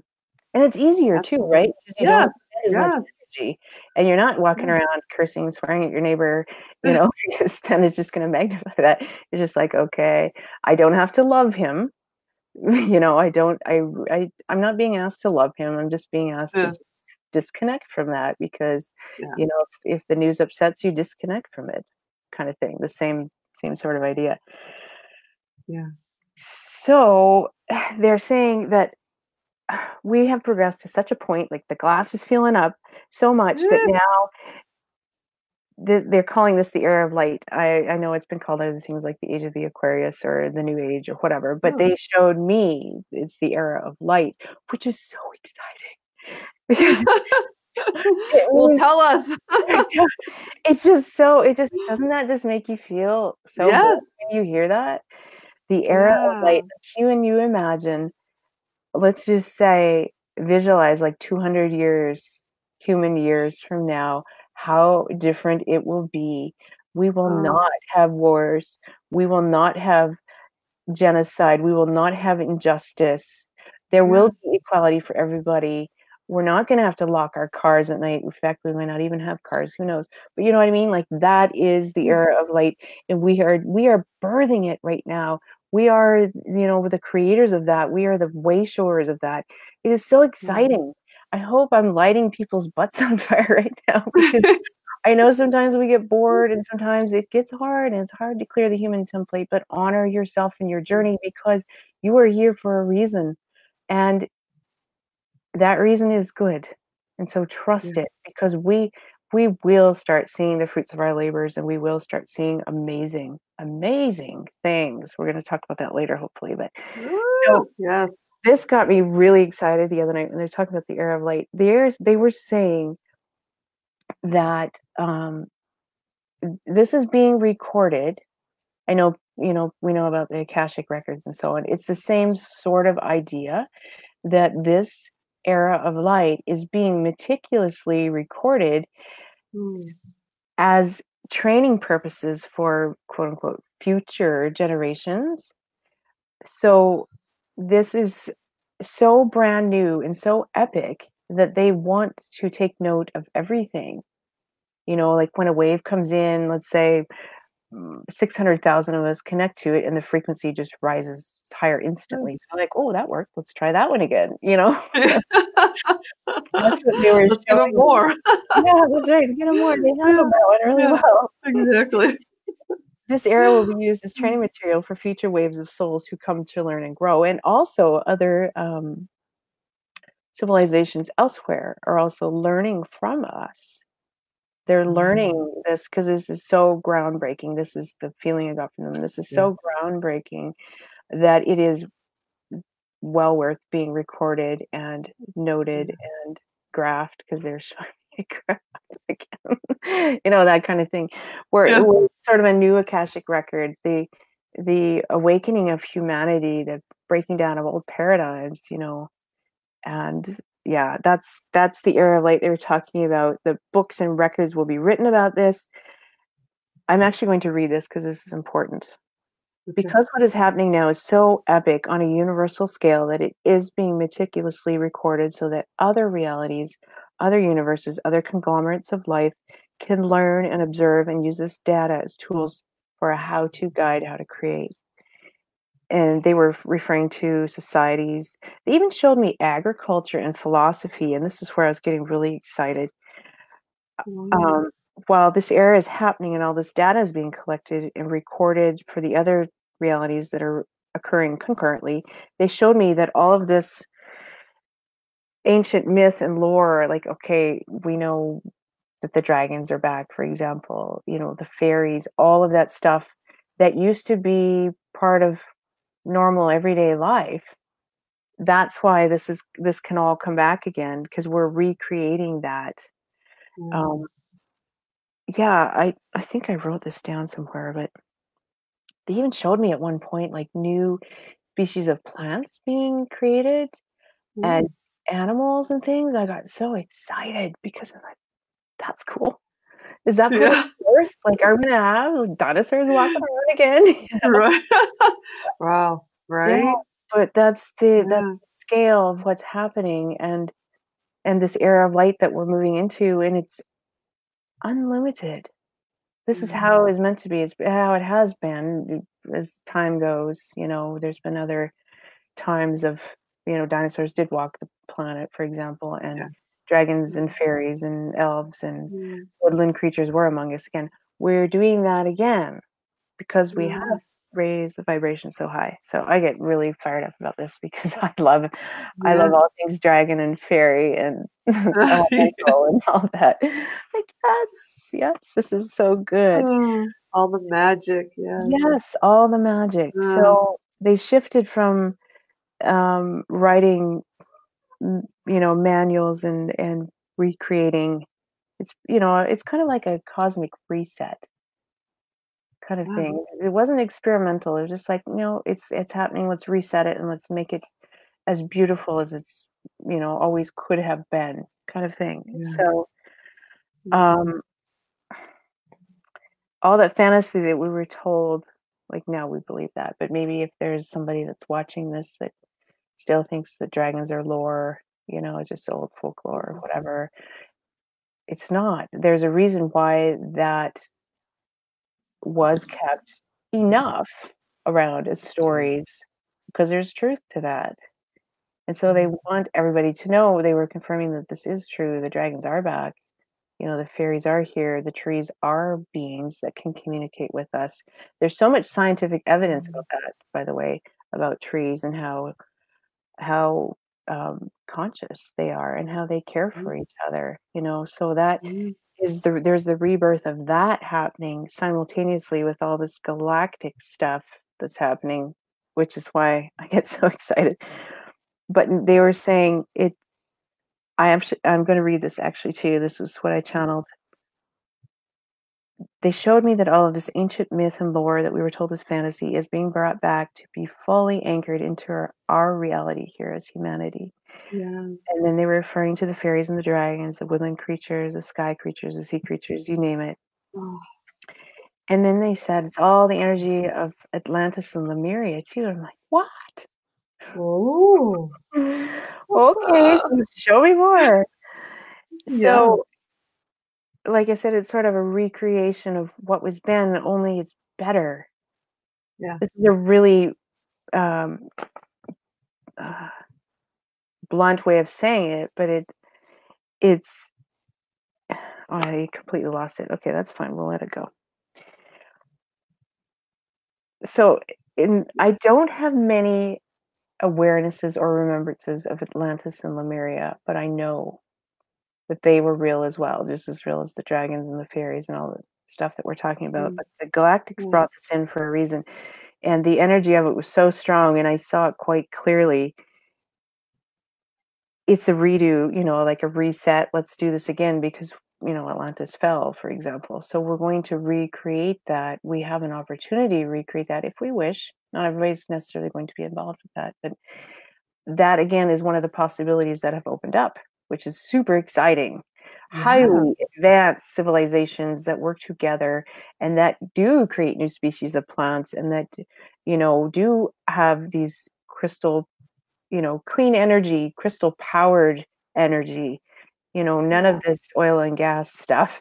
This is all what we're working for on the bigger scale, is going back to those ancient civilizations, but making it better because we learned from our mistakes, kind of thing. We learned what doesn't work. So we're going to build on what does work and we're going to make it Yeah. bigger and better. So, Okay. yes, but now there's an opportunity to recreate it. So, again, they reiterated that this is being recorded because it's so epic and it's so beautiful. So we have been given this immense and honorable opportunity to recreate these ancient civilizations once again, to create new templates and new standards for harmonious living and incredibly intelligent creation. And that's what got me Oh, so excited because I could just see it. It was just effortless ease and flow with everything, and everything was stunningly beautiful, oh, and there was just like yeah. so much harmony. And I mean, who doesn't want to play with crystals all day? I know. Right? Or wands. Who doesn't Or want to do one. the wand? Yeah. Yes, right? Right? Who doesn't All, want to yeah, play? It's just that is our human essence. playground. Yeah, Yeah, we are the sub-creators. We have that power, and so we are yeah. working for that again, but they specifically showed me Atlantis and Lemuria, the new species Oh, of plants and so on. It was completely unlimited, and it was quite scientific. So because I'm not a scientist, I don't have the science speak, but the energy of it will still be transmitted, you know, the yeah, excitement of this coming back again. I'm not given any timeline or any dates, but that doesn't matter to me. It's already happening in yeah, another reality. It's yeah, already occurring. It's just up to us to discover it. So if yeah. you're listening to this and this, piques your interest or something feels right, follow it because we're always all given clues. Your future self left that clue for you, or your team is saying, "You want a sign? I'm giving you a sign." It's like right here. Exactly. There's a Exactly. reason why you're attracted to anything Lemurian or anything Atlantean because you've been there. That's part of Yeah, you that's coming home. And you are one yeah, of the creators of that. And so you can go back and be a part of that, if you want. So yeah, that vision they gave me when I channeled the message from them was just so beautiful, Linda. So yeah. I can real, imagine. so palpable, and just so real. So I'm pretty excited Yeah. about yeah. Well, I think if more people, like you were saying, um, if everybody gets on the, if they are attracted, everybody's thinking and feeling that, right? We just create that. Yes. Mhm. Yeah, yeah, Mhm. for sure. And Absolutely. I've heard too that we are the only species that have ever, like, no other human race has done this. We're the first Mhm. That's why they're to actually recording. advance through this. Yeah, Yeah, because yeah, it's so epic. It's like, yeah, holy cow, they've done this. This is amazing. yeah, Get out the pen and yeah, paper and the video camera. yeah. So Yeah. each and every one of us that came here, like, this is truly, I know for myself, I'm totally honored to be here to witness this transition and to see Gaia go back to this beauty of once what was, but Mm. and more, we can create.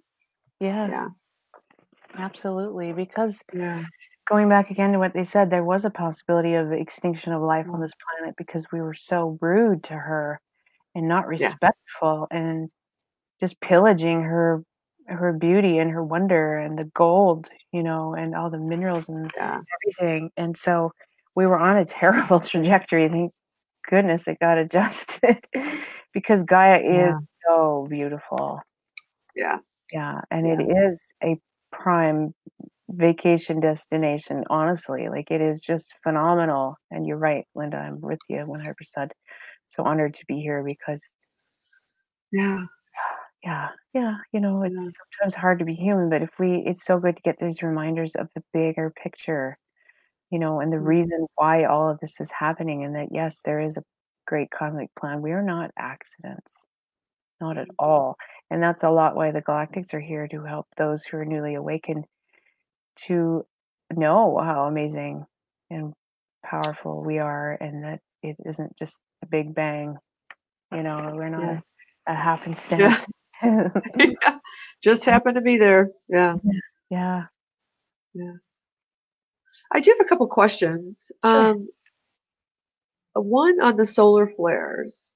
Mm, So how are those? Because you talked about the sun and coming through that's a stargate, and the flares, solar flares coming through there. How does that, or how will that affect us? Like, you keep hearing these huge gamma ray lights that are coming in. It's going to be, pretty profound, the heat and things like that. What's the Galactics take on that? I'm hearing it's largely DNA upgrades. It's also raising our vibration. It is, in essence, a transmission Oh, from source through the galactic center, through our sun, um, reawakening us. That's a lot how the awakening happens. They're telling me it's not just the word, it's the energy of it. Reactivating, that's the word they're telling me, reactivating what was already there, the dormant parts of us, of our consciousness, of our physical avatars. That's why these solar flares are happening. Now, the reason they're saying the reason why it couldn't do that before, because it just wasn't allowed to, it was blocked. Technology. They're showing me technology. oh, A similar feeling to chemtrails. That's what they're showing me. oh. We were blocked from that. We did not have access to that, but now we've waved enough magic wands around that it can come through. Enough of you light workers out there, the main powerful ones out there. Yeah. You know, yeah. But I'm hearing the first answer that came in was DNA upgrades and the reactivations, and there's something to do with codes, like the frequencies and the transmissions come through that.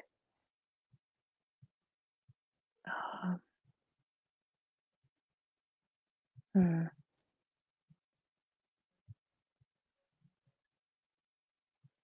And they said it was coded to be that way always, because the sun is Okay. our stargate, and so there's a specific um, hmm. Man, it's hard to put into English sometimes. I trust that I will be able to say this. It almost feels like the sun has the same DNA. And I don't even know if the sun has DNA, to be honest, but it's sort of, that's what they're showing me. The same frequency, the same vibration, let's just put it that way. But there is something in the physical template they're showing me.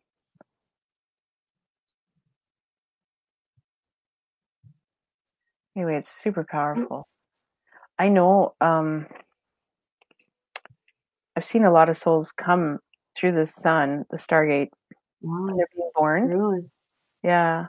So it is super Wow. quantum powerful. That's all I'm getting with Wow. it. But yeah, it is. There's something really special and really familiar about it, and that's why that's where it comes through, because it's the closest star to us. Obviously, Right. but Right. there's something that feels really, yeah, really the same. I'll ask if there's more on that later, but I'm just getting the energy of it, and I'm just broadcasting that out through my heart because the words aren't flowing. Yeah. There's I love something, that yeah, broadcasting from your heart. Yeah. yeah. I'm gonna use that. Okay, cool.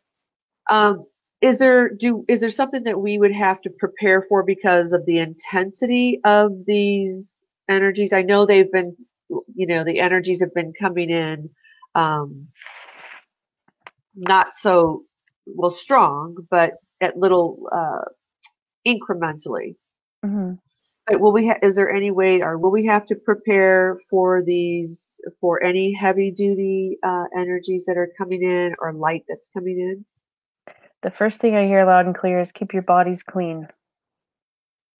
Oh, So, that means yeah. honor your diet and whatever brings you high frequency. You can even bless your food, bless your water with specific frequencies. But the first thing I heard loud and clear was keep your bodies clean, and keep them a high vibe. And so this is going to be different for everybody. Like Uh-huh. right now, I can't eat meat and I haven't drank alcohol in months. And there was a period of time I couldn't even drink coffee. And I was like, no, please do not take that away from me. No. No, not coffee. I can drink it again now, but I just go with the flow and I honor the process. And so if I need to eat greens, then I'll just eat green, green, green, green, green. I'm surprised I'm not green sometimes, but or if I need fruit, then I'll eat fruit. And it does change.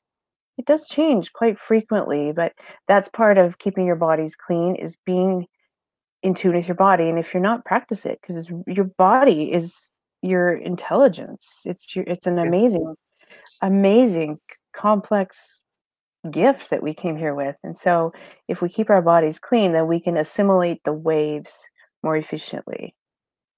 Yeah. Yes. Other than that, they're just kind of saying, go with the flow. But yeah. Yeah. So Is whatever. there, oh, go ahead. Sorry. Yeah. So that would be different for each individual, of course, but Mhm. consciously be aware of what you're putting in your body, because you wouldn't consciously download a virus on your computer, because that would mess Yeah. up the system, right? Yeah. So Yeah. don't put any of that stuff in your body right now. That's really important. Yeah. Chemicals or anything like Yeah. that. Hmm.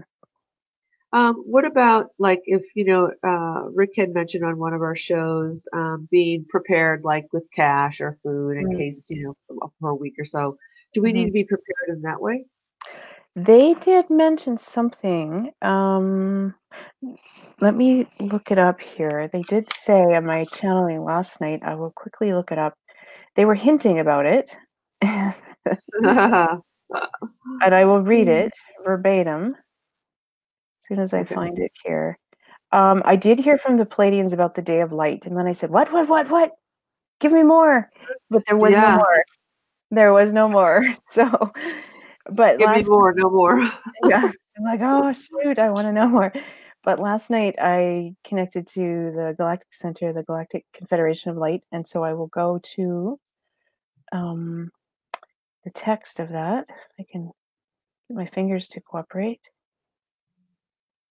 Oh yes, this got me really excited. Okay, Oh, yeah.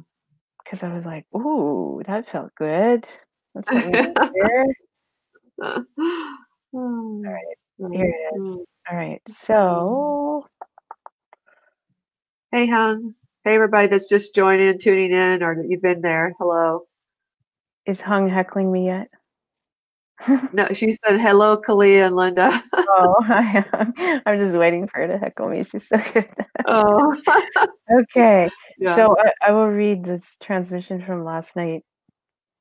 We are happy to share the information and the frequency and the transmissions and the intelligence with you according to the plan.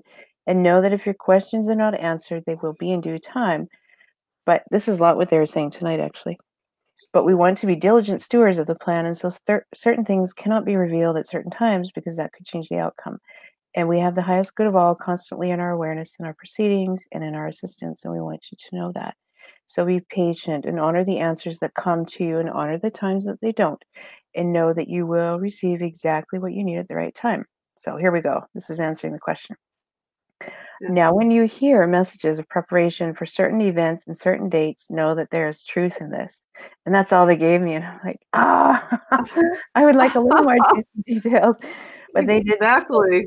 there is truth in that. For much is happening, there's about to be a lot more that is happening, but remain focused and calm. Stay in love at all times, or that neutrality we were talking about, and do not operate from a place of fear. We urge you strongly just to stay in love and trust, because this is how you can assist us the most efficiently. Mm. There's more coming here.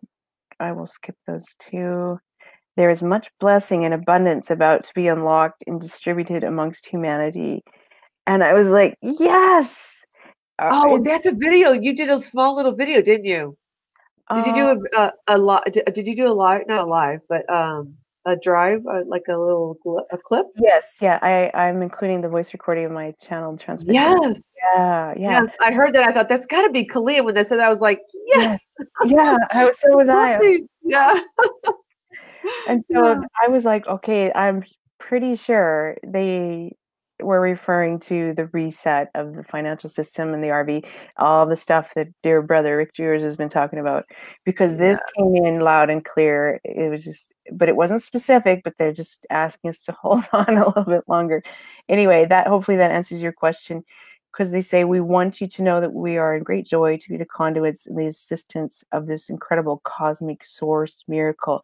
For this is what we have been working for so long, and this is what you have been working for so long. Yes. And it's a wonderful thing. And so we urge you to let go of anything you think will happen and any expectations. And we strongly urge you to let go of any belief systems or paradigms you might think you would be in, and completely open yourself up to Prime Wow. Creator's blessing. So it's happening, it's coming.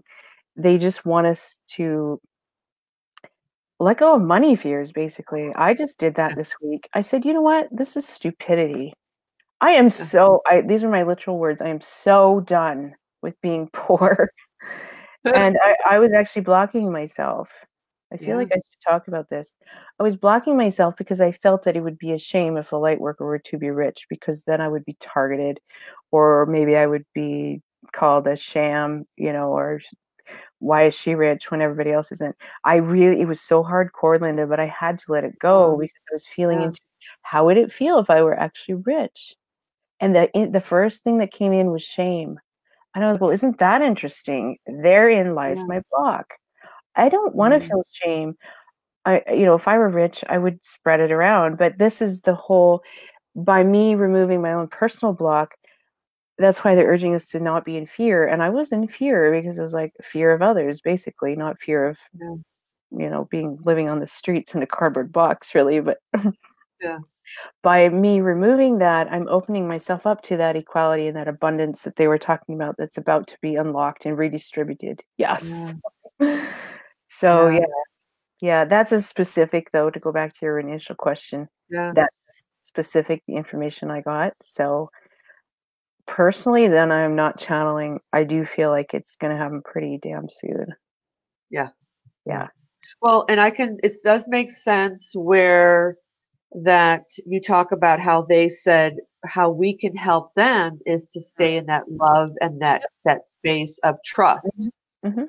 And then so it's helping each other, because if we stay there, it's easy access for them, as Mm-hmm. opposed to us being in resistance and them trying to do the job and they Mm-hmm. can't do the job. So I think that's an important key, Yes, it is. for us to really how important that is, because Rick and I, from our very first show, that's what we were talking about. That was our very first show. I think it was. Um, you know what I mean? That Mhm. eradicate the negativity and Yeah. let's stay in Yeah. the positivity. Mm-hmm. That it So does help important. the life. Yeah. Yeah. So important. And it is Yeah. challenging, like they will come up, like my old belief that I should be poor because I'm a light worker. Nobody ever made that rule as far as I know. So why No. was I buying into No. that, right? No. But There, most of our rules we made ourselves anyway. yeah, you know. right. I was totally restricting myself and I saw it clear as day. And since that, there's just been amazing energy flowing through my life. So I'm grateful for that because I knew it was me. I wasn't blaming anything else. I knew it was me. I just couldn't figure it out. So when it came in, I'm like, Yeah. oh, thank you, higher self. Because I Yeah. really wanted to move through that. So yes, that is important. That's why that's important for us to just be aware of the things that we hold on. Sometimes we're not even aware of them because they're so deeply ingrained. Yeah. This Yeah. for some people don't have a problem with the poverty mentality, but that is Yeah. so deep in my human bloodline that it's been a really big one to clear, right? And Yeah. some people have ease and flow with money and it's not a big deal. And then there are many misconceptions about money, that it's right or wrong. Money's energy.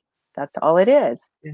You can have Yeah. it work in your favor or you can be afraid of it, right? But we Yeah. are working, this is the Galactics again. The common goal is to have equality for all, to have the abundance unlocked for everybody so that nobody Yeah. suffers anymore. Because wars, for example, they're always over greed, right? Somebody's got to be Yeah. the big guy, or maybe we're fighting over the oil sands, or who knows Yeah. what. Not a war expert, but that's what we're Yeah. moving away from. Away from out of that. Far, far, far away from, Yeah. and making it all a system where it's effortless and where it's equality for everybody and everybody's happy. And that could include bartering too. I know I barter with a lot of my friends. You want a Yeah. wand? Okay. What do you have, that I would like? And it's fun. I just love it. It's great. Yeah. Yeah. It's It's good easy. energy. Yeah, it Good is. exchange. Mhm. Yeah. Definitely. Yeah. I love that. Thank you for sharing that. That's so beautiful. Well, we could, we're at 2 hours. We could either do question and answers and finish the rest up for tomorrow. Mhm. What are you feeling Yeah, I'm with the feeling galactic that. energy? Yeah. I think that we're Yeah. supposed to leave because there Uh-huh. are 3 more really exciting main points that they showed me. So, and between now and tomorrow night, I will ask them again if there's anything further, because a lot more came in tonight, and as I knew it would. That's why I did print it, but I didn't read it at all because I trust the process. So yeah, you and I are feeling the same thing. So let's trust that process. Let's go to Q&A for sure. Yeah. All right. Awesome. Hey, you guys, we are going to go to Q&A. If you have any questions, no, Hung just said, I just finished work. So she's answering your question. So we're going to take questions, one question at a time, and we'll ask Kalia, and I will highlight your question, and then I will unhighlight it so we can at least see it. So I have some sort of a system here. So if you have any questions for Kalia, eyes to the left, Matthew Cummings. Okay, I don't know what that means. Yeah, this is a statement. No question. Well, I was going to say something. Okay, let's see.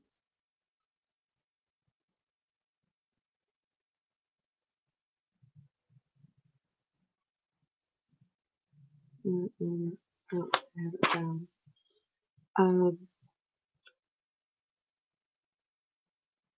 So we know they're here to help us with this transition of Mother Earth. Until we get some questions here. And we know our relationship with them is for them to, they're our brothers and sisters. You know, it's family. And so, and they're here really to help us see this ascension process, since they've been, you know, up there working from above. Yeah. So is there anything else? I was just trying to see, Hung, when are you moving to Vancouver? That's a question for you, Kalia. I thought you were asking me, Hung. I'm not coming to Vancouver. It's too cold for me. Love Vancouver, though. Yeah. Yes, we do. My heart is there. It'll happen. I'm not giving any dates, though. Just like I'm not giving any dates about specific solar flares. Yeah. But I trust. I put my intention there. Yeah. Do we know where? Because I saw a post, and I don't know who said it or who posted it, but I saw a post on Real Angels or on the page. I think it was Real Angels. Okay, Hung has a question. What are you feeling about alcohol? Oh. Well, alcohol is delicious and tasty, but we did. I know personally for me, let's talk about that first. I cannot tolerate it anymore. And I honestly don't care. It never was a big deal for me. It may be harder for some to let that go, but I really do feel like it's important right now that it is not consumed. And I'm not being a goody two shoes about it. You know, I like a glass of wine too, but it is all dependent. It is individual, and there is no thou shalt being projected here. It is just a strong suggestion because it does change your frequency. So let's say my soul's frequency, again, going back to that hertz that they were showing me. Let's say mine is 936.1234567. Okay. Yeah. So when I drink, I drop down to 741.1234567. So then I can't assimilate what's going on, the DNA upgrades, the recoding, the love beams, you know, from source. I can't assimilate as much. So it's not a matter of, you know, you're going to blow your chance at this. It's just like, why not make it effortless and easy and fast track it, right? And so try it, experiment with it, let it go, see how you feel, see if you feel better, if there's less cobwebs, or if you don't feel any change, that's fine, but take note of it. And, you know, take note of if you drink, if you feel low vibe, or you start to connect to old programs or whatever. Just be your own detective about it. You know, nobody's gonna beat you over the head if you drink, right? And some people like Hung. Hung is different than the rest of us, so she's sort of not different in a good way. Like she says, she doesn't have chakra systems and so on. So Hung may be able to get away with it, and she would be like, well, it doesn't matter to me. It doesn't make any difference whatsoever, right? So always if you find your own truth and you're in touch with your own body, you'll get the answer, Yeah, right? And experiment with it. exactly. So hopefully that Yeah. answered your question, Ms. Hung. Awesome. Thank you, Hung. Junior says, is it possible for humans to eat air as Billy Faye Woodward said beings from Hollow Earth do in Talos? Yes, that is the short answer, but yes.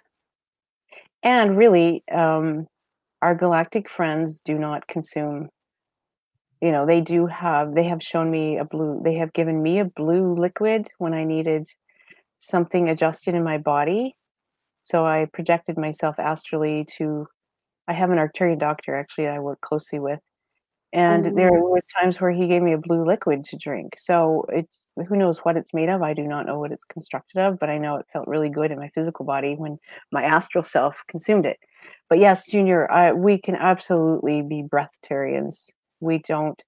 I'm finding I don't need to eat as much, and yeah, that's me why too. I don't really care for meat. There are once in a blue moon where I need it, but even when I eat it, it's such a small amount. I just don't need it. So the things we used to think we needed, the food pyramid that's been impressed on us doesn't Yeah, really right. apply anymore because our bodies are physically changing, becoming more crystalline and less carbon. So we don't need that type of diet anymore. Yeah, Mm, yeah.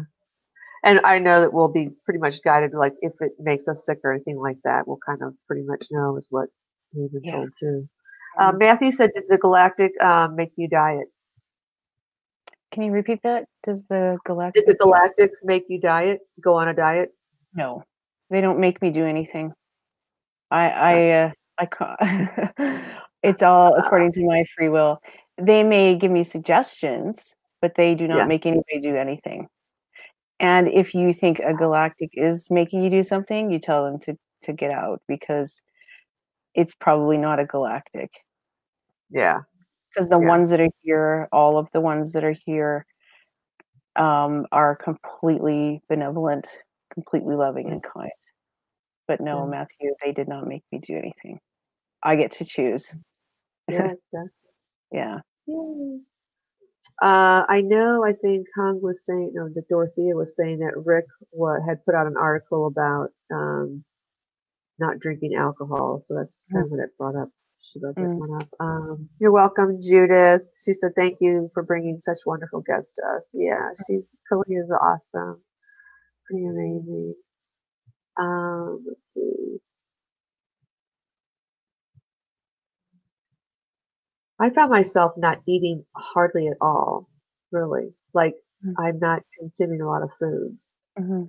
I stopped eating meat. I wasn't a very big meat eater, but I did stop Mhm. eating meat. Mhm. Gosh, I think probably 3, 4 months ago, and I'm totally plant-based now. Yeah. Um, okay, Linda, question: are we to expect? Thanks, Linda. Oh, Linda, I'm gonna have to tell the story. Okay, you gotta give me an okay on here to tell the story about what we're talking about. Anyway, are we to expect all plastic to vanish and disappear within a short time by the solar flash? Thank you, Linda. Hmm. That's an interesting question. It is a possibility, they're saying. They've also, though I know the Palladians, for example, have been very keen on helping us clean up the planet. And I know they have bases underwater. And I know that they've been doing their own rescue the planet missions. And dolphins and whales are super intelligent beings. They are not just dolphins and whales. They're such high vibrational beings. So I am just getting a picture now that these groups have worked together and they are removing um, plastic and so on. And really, why haven't we heard about?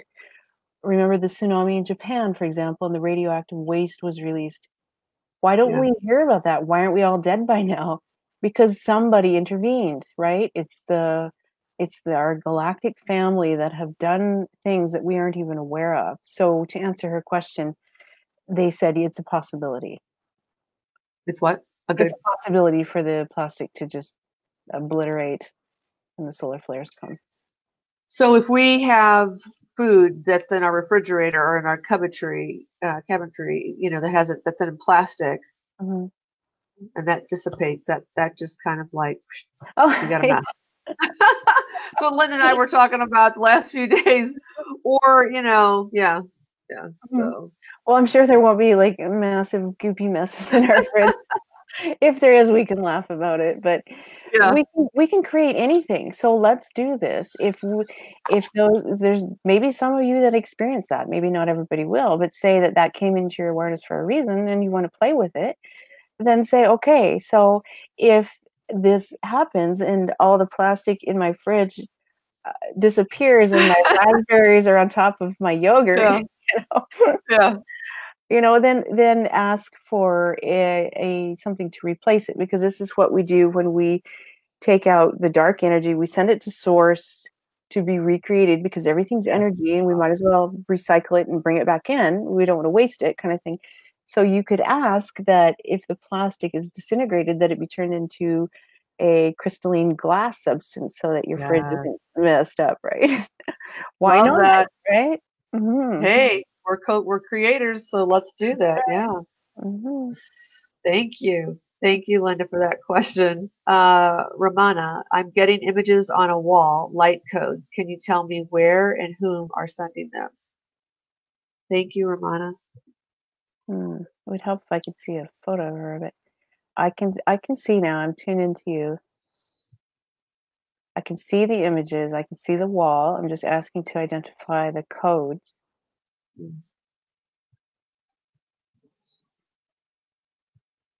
I'm hearing Lyran, Ooh, so hopefully that helps you discover what's going on. It's a ooh. very old code. Not that they're not all old, but really, yeah. Let's just go with that. I can see them, and I'm hearing Lyran. Wonderful. I Mm, love that. Oh, thanks, Ramana, for that question. Dorothea, I was wondering about the nuclear contamination from the tsunami. mm. Well, I'll ask if there's anything they can share with us.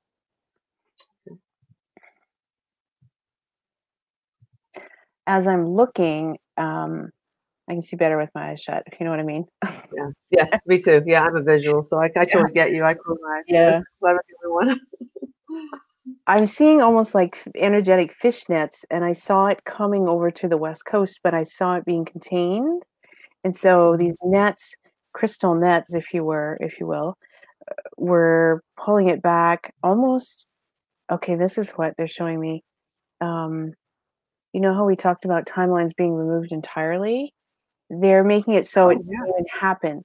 So they're reversing the effect. So you know how when you watch a movie and they freeze frame it, but the superhero Mhm. still gets to move, right? Yes. I was Yes. watching one like that. So it's like that. They have stopped time, and then they go in and they clean it up and they dissipate it and they turn it into pure photonic light. And then, we're not aware of this, but then time, as we know it, starts again, and then everything's clean and pure. That's what they're showing me. So hopefully that, I'll ask if there's anything else, but hopefully that satisfies your curiosity. They're saying they were heavily involved in the removal of that. Yay, Oh, thank thank you you. guys. Yeah. Hmm. And that we can each consciously choose, because there's some people that are afraid to eat fish. So we can still eat fish if we want, but before you eat it, you can change the alchemy, the chemistry, the molecules in it. So if there is any contamination, it will not hurt your body. So however you want to do that, you can pray over your food, or you can just say, I did make a video about this once, and it did not come from me. I credit Pamela Erlin. She was channeling Dr. Emoto, and he was talking about Oh, blessing your water before you drink it, and you just put the intention of innocence, purity, and grace. So they're showing me you can do this with fish or anything you think is contaminated by the radioactive matter. Um, because we don't have to suffer, really. yeah. We don't have to suffer. So just put the intention of removing all of that, or bring in specific frequencies and eat your fish and enjoy it. Yeah. Mm, I love that. Thank you. yeah. Yeah, thank you for that question. Mm. Junior has a question. When the galactic super wave comes, will every being on Earth wake up or will they have some sort of awakening? They have showed me many times, Junior, that there are still so many souls that will awaken. I, from what I have, I will confirm this with them now. I do. hmm, There is the possibility and the opportunity and the openness for everybody to awaken. Absolutely. The point we're at now is that not everybody will, but not to worry about it. I think we did talk about this earlier tonight. It not interfering with their free will, letting it be, even though that may be hard. You may be someone we love, but letting it be and just being you and being that beacon of light. But at this point, to answer your question, no, it's not everybody's um, role or agreement to awaken. So, and that's not a bad thing, right? Yeah. But we will find that the world shifts so much that we probably won't even be in communication with Right. anyone other than, awakened beings, kind of thing. Mhm. Yeah.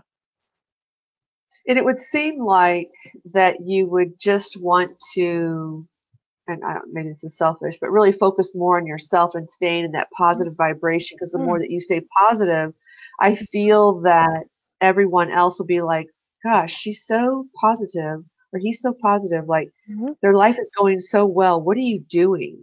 Yes, Right?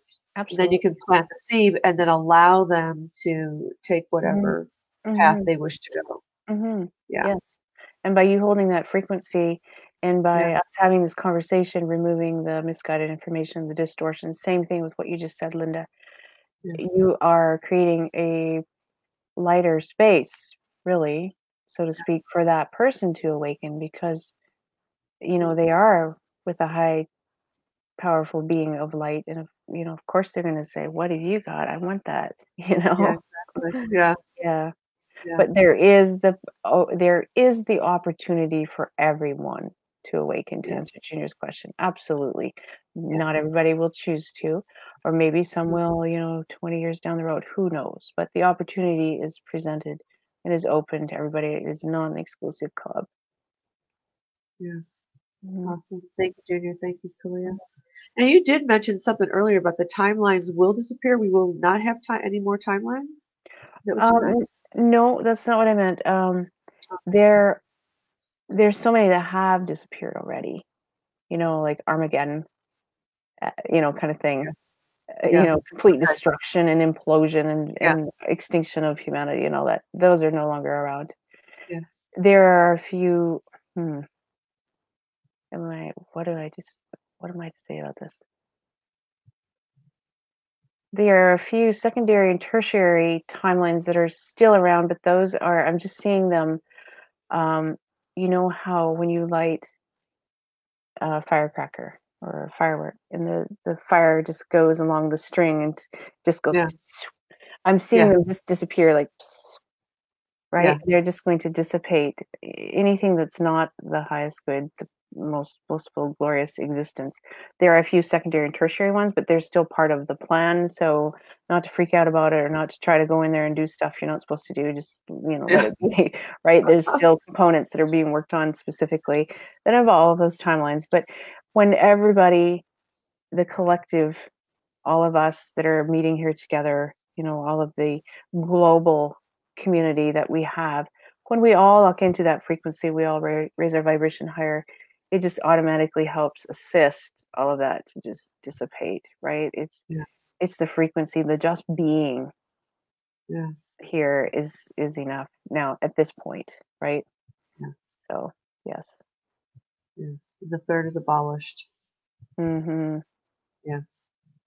And where do you feel like, or where you and the Galactics feel like we're at, as far as the timeline? I know Rick's talked about we're kind of in between the fourth and the fifth Mm-hmm. dimension, but there's levels of each dimension Yeah. as well. Mm-hmm. Have we excelled even further now to this day? I just heard we're about to. Oh, Because there was Yeah. supposed to be some waves coming in the 27th to 28th, so we're supposed to Mhm. get some more huge. Well, I would Mhm. imagine.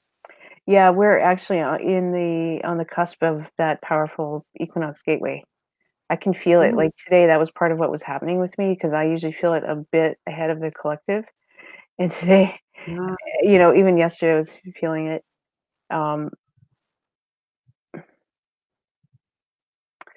so yeah, it is happening. It is happening. I was just asking if there's any more about that. What was the question again? Because that helps me identify. yeah. If there was if there's where we're kind of at, have we sped up? Because I know that there was a huge wave that came in the Mhm. 27th, Right. 28th, and you were Mhm. saying there's a new wave or something, Yes. energy Yes, there is. because of There's that. equinox. Mhm. Yeah. Mhm. But there's more to it than that, but they're not showing me, but yes. Um, yeah, I can sometimes I wish they would give me specifics because that would be so cool, but they're not giving me a lot of specifics, but I'm just getting an overwhelming feeling of excitement. So Yeah, I will just share that. Um, it will not be exciting for everybody because that will allow some of the souls who have newly awakened to start clearing their own templates. mhm. So not to freak out, but the ones who have advanced on their journey enough will find that excitement and that joy and be like, "Yes," kind of feeling. Yeah, That's what I'm getting. Yeah. yeah. Yeah. Well, I love surprises, so I think it'd be just Me too. amazing just to wake up and go, "Hey, oh my gosh, it's a new day," Right? and Yeah. oh my gosh, and what looks different outside, and I feel Mhm, different, and mhm. yeah, yeah, Yes. Well, it's where really I live, cool. I would just be excited to wake up and see all the snow gone and see the the green on the trees overnight. Yeah, well, hey, we've had so much rain here because we've been in a drought for Right. so long. We've got so Mhm, much rain here. Everything is so spectacular. It's so mhm. green, so beautiful. I mean, I just want to just keep taking pictures everywhere I go because it's Yeah. like, oh my gosh, it's just so beautiful and Mhm, lush. mhm, So, mhm. well, let people know how they can get a hold of you as well because we don't have any questions right now. So, how can Okay. anybody get a hold of you if they'd like to have a session with you or Sure. Or talk with you more? have a wand made. This is my Yes, galactic wand, and it's been sitting here the whole time. This is one of the first ones I made, but I called it my galactic wand from the beginning, and so it has 3 crystals. So whenever I actually go out and I wanna talk to my star friends and family, I take that just because it's fun and I'm a kid, and it's also a powerful transmitter, it has crystals on it, and I've coded yeah. it and all that fun stuff, but yes. How they can get a hold of me, probably the easiest is on my website at www.kaliadaya.com, or I have a Facebook page, Galactic Connections and Metaphysical Practitioner, and I also have a Facebook page all about wands and magic called New Earth Wands. But the Ooh, simplest, most direct way is through my website, www.kaliadaya.com. perfect. Yes, Yeah, and the I wands do are I really I do channel messages from people's star families. If anybody's interested in that, it's a really cool process. All you have to do is send me a photo, and I tune in to your energetic frequency, and we often figure out points of origin. And there's really cool messages that come through specifically for that soul. Sometimes it's past life, parallel life stuff. Sometimes it's the guides that they have, but it is coming from their galactic family, which is really a very fun thing for me to do. cool. I just love it. I love Very, connecting very, very. people. Yeah. Yeah, yeah, that's beautiful. Mhm. Thank you, Matthew. Thank you, Dorothea. Jason has a question. Is the 144,000 a religious myth or real? Thank you, Jason. It is not myth. There is a reality to it. I feel like it is similar to the twin flame stuff that's going around. It has been distorted, kind of blown out of Um, proportion. People are like really, really desiring to be with their twin flame. There's nothing wrong with that. All of us want to be loved, really. But it is there's a ancient truth there, but it has been distorted. Yes. But it's more of a frequency rather than a number. That's what they're telling me. it is not like a specific elite group of souls. It's a frequency that certain souls do hold. So perhaps there is a physical number, but not to fixate on that. It's the frequency of those higher dimensional beings. What else have you got for me? That certain souls hold.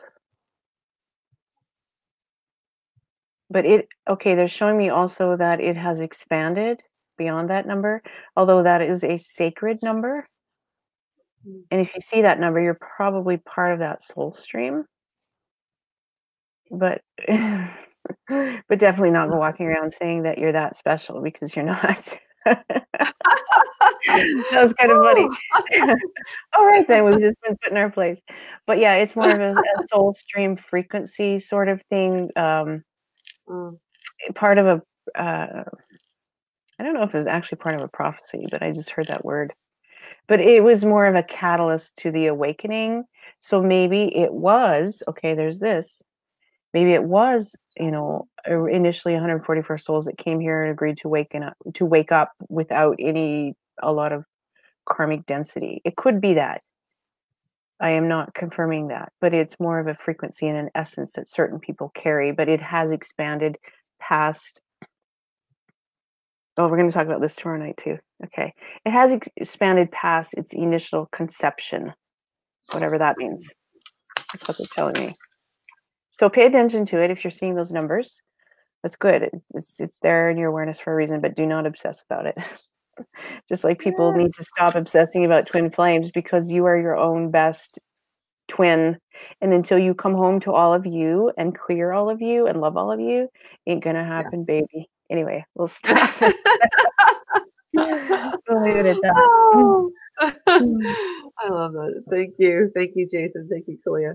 Junior has a question. Why are only the very few who are gifted like yourself and Cobra, Rick, Corey Good, do all of those who are gifted agree before our soul contract?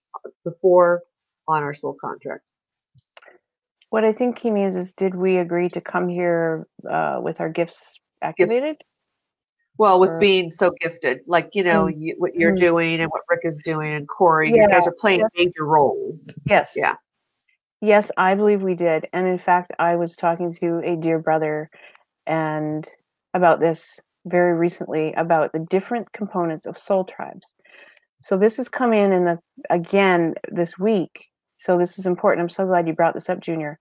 This is why they say it's so important not to compare yourself to others, because your role may not seem as glamorous as mine, for example, sitting here channeling, being goofy and silly, but it is it is just as important, because the people that we are attracted to and connected with and are in our tribe, they showed me this so clearly when I was talking to my brother from another mother, my soul brother. It was shown so clearly that all of the parts create the whole. So you take an apple, for example, it's got the seeds and the core, and the flesh. But with one without the other is not whole. So our soul tribes have those components. And so I was saying, I was telling him, you are amazing because you hold such a steady frequency and you don't have the crap to clear that I have. But whenever I talk to him, I just feel so good. He's just so steady and loyal, and it may not seem glamorous, but we need each other. Yeah. So to answer your question, Junior, yes, some of us agreed to come here and be more public or vocal or whatever than others, but the roles like the steady eddies, like my friend who just holds that frequency and is so dependable and reliable and amazing, that is probably even a harder role, if you want to look at it that way, than to have the platform, because nobody acknowledges you. So, I know the brother I'm talking about doesn't have an ego problem, so it's not a big deal to him. He's just doing his thing. But really, it just came in so strongly. I'm like, oh, that's how it works. The people that are in our soul stream, our soul tribes, we're all connected for a reason, because, Junior, if, say, you feel like you're one of the people that just hold the frequency of love and joy, you have no idea how important and amazing that is, because that enables people like Linda to be able to sit down and just make it effortless because you are doing something on a level that nobody ever sees and may never acknowledge. Although I am one of the voices that do acknowledge fully with every soul I connect with how awesome they are because they are awesome. And everybody needs Yeah. to know that. And that's why it's really cool when specific things come in. But yes, short answer, yes. Part of that soul's mission and agreement. But to honor whatever it is and also to be open to that changing because every soul has expansion in the works. So you may be that person now, that steady Eddie that holds that amazing loyal space, but you may also be kicked out of the nest tomorrow and be asked to be the speaker. You don't know, right? Yeah. So be open to everything. Yeah. Mm-hmm. That was beautiful. Thank you for that. Thank you, Jana, for asking the question. Jason says thank you. Mm-hmm. Dorothea, yes, fantastic information. Thank you, Dorothea. Hung's like everyone plays a contracted role, and every role is vital. Yeah, everyone has a gift, and everybody's gift is, like you said, needed. Mm-hmm. Yeah, definitely. Absolutely. Yeah. I have a question. There's no question there. I was watching that Billy Woodward video, and he talked about Hollow Earth and how the Galactics are gonna, the ships are gonna come down, and we are going to take us while the Earth is ascending. And there's the Hollow Earth, the Inner Earth, and the Universal. What's the truth to that? Is there any truth to that? Yes. The Agarthans are a huge part of this ascension journey, and they don't surface much in my awareness, but when they do, I just love their frequency. They have come through in a few personal channelings. So yes, absolutely. Yes, they are a huge part of why the myth and the folklore of the fairies and the dragons and the elves and all that are coming back because they are really working on that. I did not know that, but that's so cool. And so, yes, the short answer is yes. There is something about Inner Earth. It is not a myth. There is another energetic civilization there. And yes, that is why there are underground bases for starships. Our galactic family come and go in and out of the mountains. They come and go in and out of the oceans. I live really near the Rocky Mountains, and I know a few places where I've seen them come and go with my physical eyes. So there is so much more to it. That world is more real than the physical 3D world that we see. Wow. Yeah. The Inner Earth? The Inner Earth and the intergalactic, the galactic stuff we're talking about. Yeah. Okay. Yeah. Will they actually, will we go to another place while the Earth is ascending? Or while it's being transitioned? Or, you're not going to answer that question, I just know it. They're going to say, nope, we're just going to be surprised. Yeah. No, I will ask them. I do. Yeah. I do get some demanding sometimes because I'm like, come on, you guys, really? Yeah. Can we just have throw us a phone or something? Just give us a little bit of information. Yeah. I'm just going to close my eyes because it's showing me something. Okay. Oh. Okay. Okay. To be continued. Ask me that question tomorrow night. Ask me that question tomorrow night because that ties in with the crystal cities. Ooh, okay. We don't want any spoiler alerts here. No, you guys are going to have to wait now on the edge of your seat. Yeah, but there was something that came in. Actually, I don't have a pen, but I will take note of that too. I wrote it down. Yeah. Good. Yeah. I wrote down. I'll add it to our tomorrow's stuff. Yeah. Because something just fit together like a really cool puzzle piece. And I was like, oh, that's why you said that. Because when I channeled the message about the content of what we're going to talk about, I channeled the bare bones of it, but they said they would give more information as we're on the show. And I'm like, oh, geez, guys, great. Thanks. Way to make me sweat. Right. But no, they have been all night, which is really cool. I love them. And this is how it's supposed to go too. So yeah, that will be adjusted. Tomorrow night. But cool stuff. When I saw that interview with Billy, I was like, wow, the Hollow Earth. I mean, just him talking about it and how beautiful, and it was really, and they also said, which now I've always wanted to go to Mount Shasta, but now I really want to go because one of the cities is supposed to be right under Mount Shasta. That's Yes, according to that is, Hollow Earth. Yeah. yeah, that's part of the ancient lore and myth becoming reality once again, because we have access Yeah. to that, and because, there have been, um, if you are called, let me say this, if you are called to a specific geographical place on the planet, it's for a good reason, because you've been Yeah. there before, and that's part of your higher self directing you to go back and find the clues, because we Yeah. all leave ourselves clues. Anyway, it's all fascinating and fun, Yeah. right? Life is Yeah. not half as boring as we think it is. Just, Exactly. yeah. Relish in that stuff. Yeah. Love yourself even when it's bad. Oh, why do my eyes look always left? Oh, because well, to you it's left, to me it's right, but it has nothing to do with it.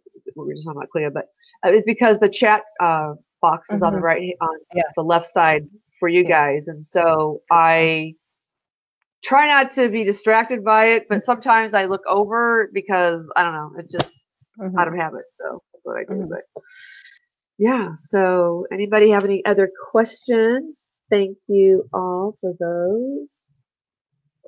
Oh, Tim one says, yeah, Talos. Is that how you pronounce it? Mhm. Talos is Mhm. Mhm. under Mount Shasta. Yeah. Yeah. Is that why Mount Shasta is so powerful? Yes, a huge part of it. Yeah.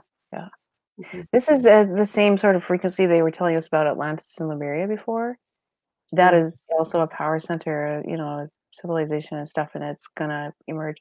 I have seen visions of crystals actually emerging out of the earth. So this is the same thing, this stuff is all, it is our divine birthright to remember all this stuff and to know that it's real Yes. and it's not a bunch of BS, and whatever, it has been in our awareness. And the key holders, thankfully, thank them abundantly for the people that carried the holy grail in them and have been murdered and slaughtered and killed lifetime after lifetime, but have kept that.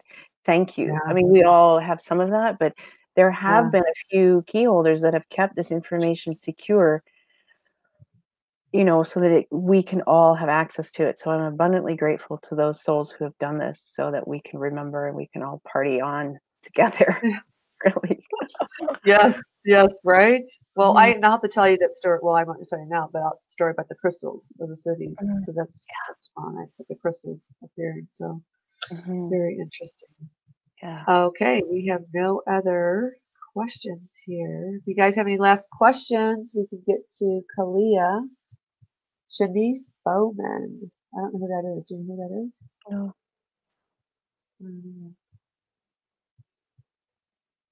Okay. Well, I think that's a wrap. Yeah. That's good. We got a lot of stuff to go talk about tomorrow too. There's crystal Mhm. cities and yeah, so Mhm. good stuff. Yes.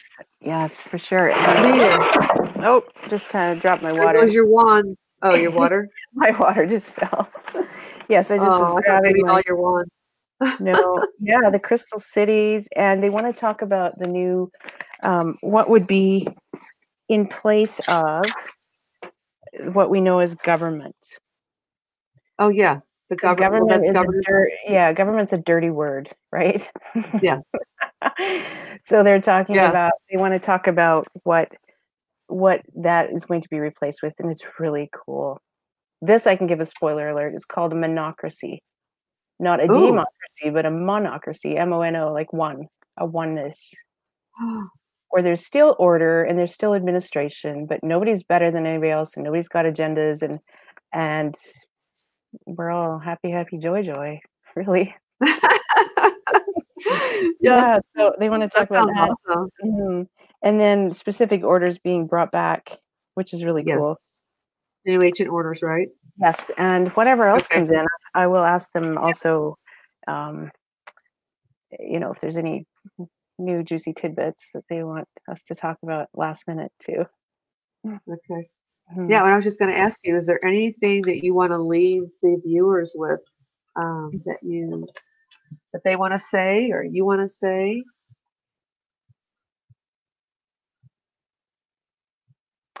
Well, they always thank us whenever I do a transmission, and they're thanking us again. But we send our gratitude right back at you guys, Yes, right? yes, We're yeah. just, because it's it's not that we couldn't do it without them, but it is almost that, actually, because without Yeah, that, and incredible support, and them, being here for us. And again, we don't worship them as gods, but holy cow, like, can you imagine trying to do this on our own without any Yeah. any sort of carrots dangling on a stick, at least sometimes? Yeah. Like, so they're sending their gratitude to us because we are the hard workers. We're the ones who are really doing it, and they're just aiding and assisting us in whatever way they can. But right now, the gratitude frequency is really high. So I'm just like being the conduit and beaming that out of my heart to everybody Yeah. here. I'll ask if there's anything else they want to say. They share the same excitement that we've shared on the show tonight. Yeah. Thank you. Mm-hmm. And they're showing me green. So to me, the color of green is either new growth or healing. But in this sense, I'm feeling new growth. So this is, oh, that's cool. This transmission, this energy that you and I share, and everybody that has joined us, is going to be like we were talking about when the collective holds the same frequency, how powerful that is. They are showing me that this has had that same effect. Actually, it's way bigger than what I thought. So yay! Wow. But it is, yeah, it's having a really big, beautiful effect of growth and expansion for a lot of souls tonight. So yeah, yay to that. Yeah, I love that. Thank you. I saw like little buds, Yeah, it's like, total. people watching. It's like little buds being birthed when they Mhm, come through the soil. mhm. So yeah, more Yeah, awakening. yeah, totally a feeling of springtime. Yes. Well, Yeah, it's in perfect order for that. totally. And Lord knows I'm Mm. ready for spring. For a long You want to see green. winter. Well, Kalia, thank you so much, really, from the Thank bottom top of you. my whole full heart, and the Mhm, Galactics for mhm, tonight, and the information, and just what you're doing out there in the world. And I mhm, just so appreciate you and them, mhm. and just honored. So thank you Yeah. so much. Yes. Well, Yeah. thank you for making it possible. I'm You're saying so, we and my team are very excited. Yeah. yeah. Yeah. Yeah. And there will be more tomorrow. And yeah, I'm pretty excited about what they want to say tomorrow night too. So it's Yeah. good. But yes, thank you for creating the space for everybody to hear this information. For sure. Yeah, you're so welcome. It's my pleasure. I love it. So thank you Mhm, so much. And mhm, thank you to everybody who tuned in today. Thank you for all your questions. It was beautiful. Just everything is just so blossoming, mhm, and just mhm, really, it's exciting. And so we've got a lot to look forward to. And Kali will be back on tomorrow, everybody, at 6 p.m. Pacific Standard and 7 p.m. Mountain Standard Time. mhm. So don't forget to tune in tomorrow, and we'll be talking about the crystal cities, the government, the monocracy.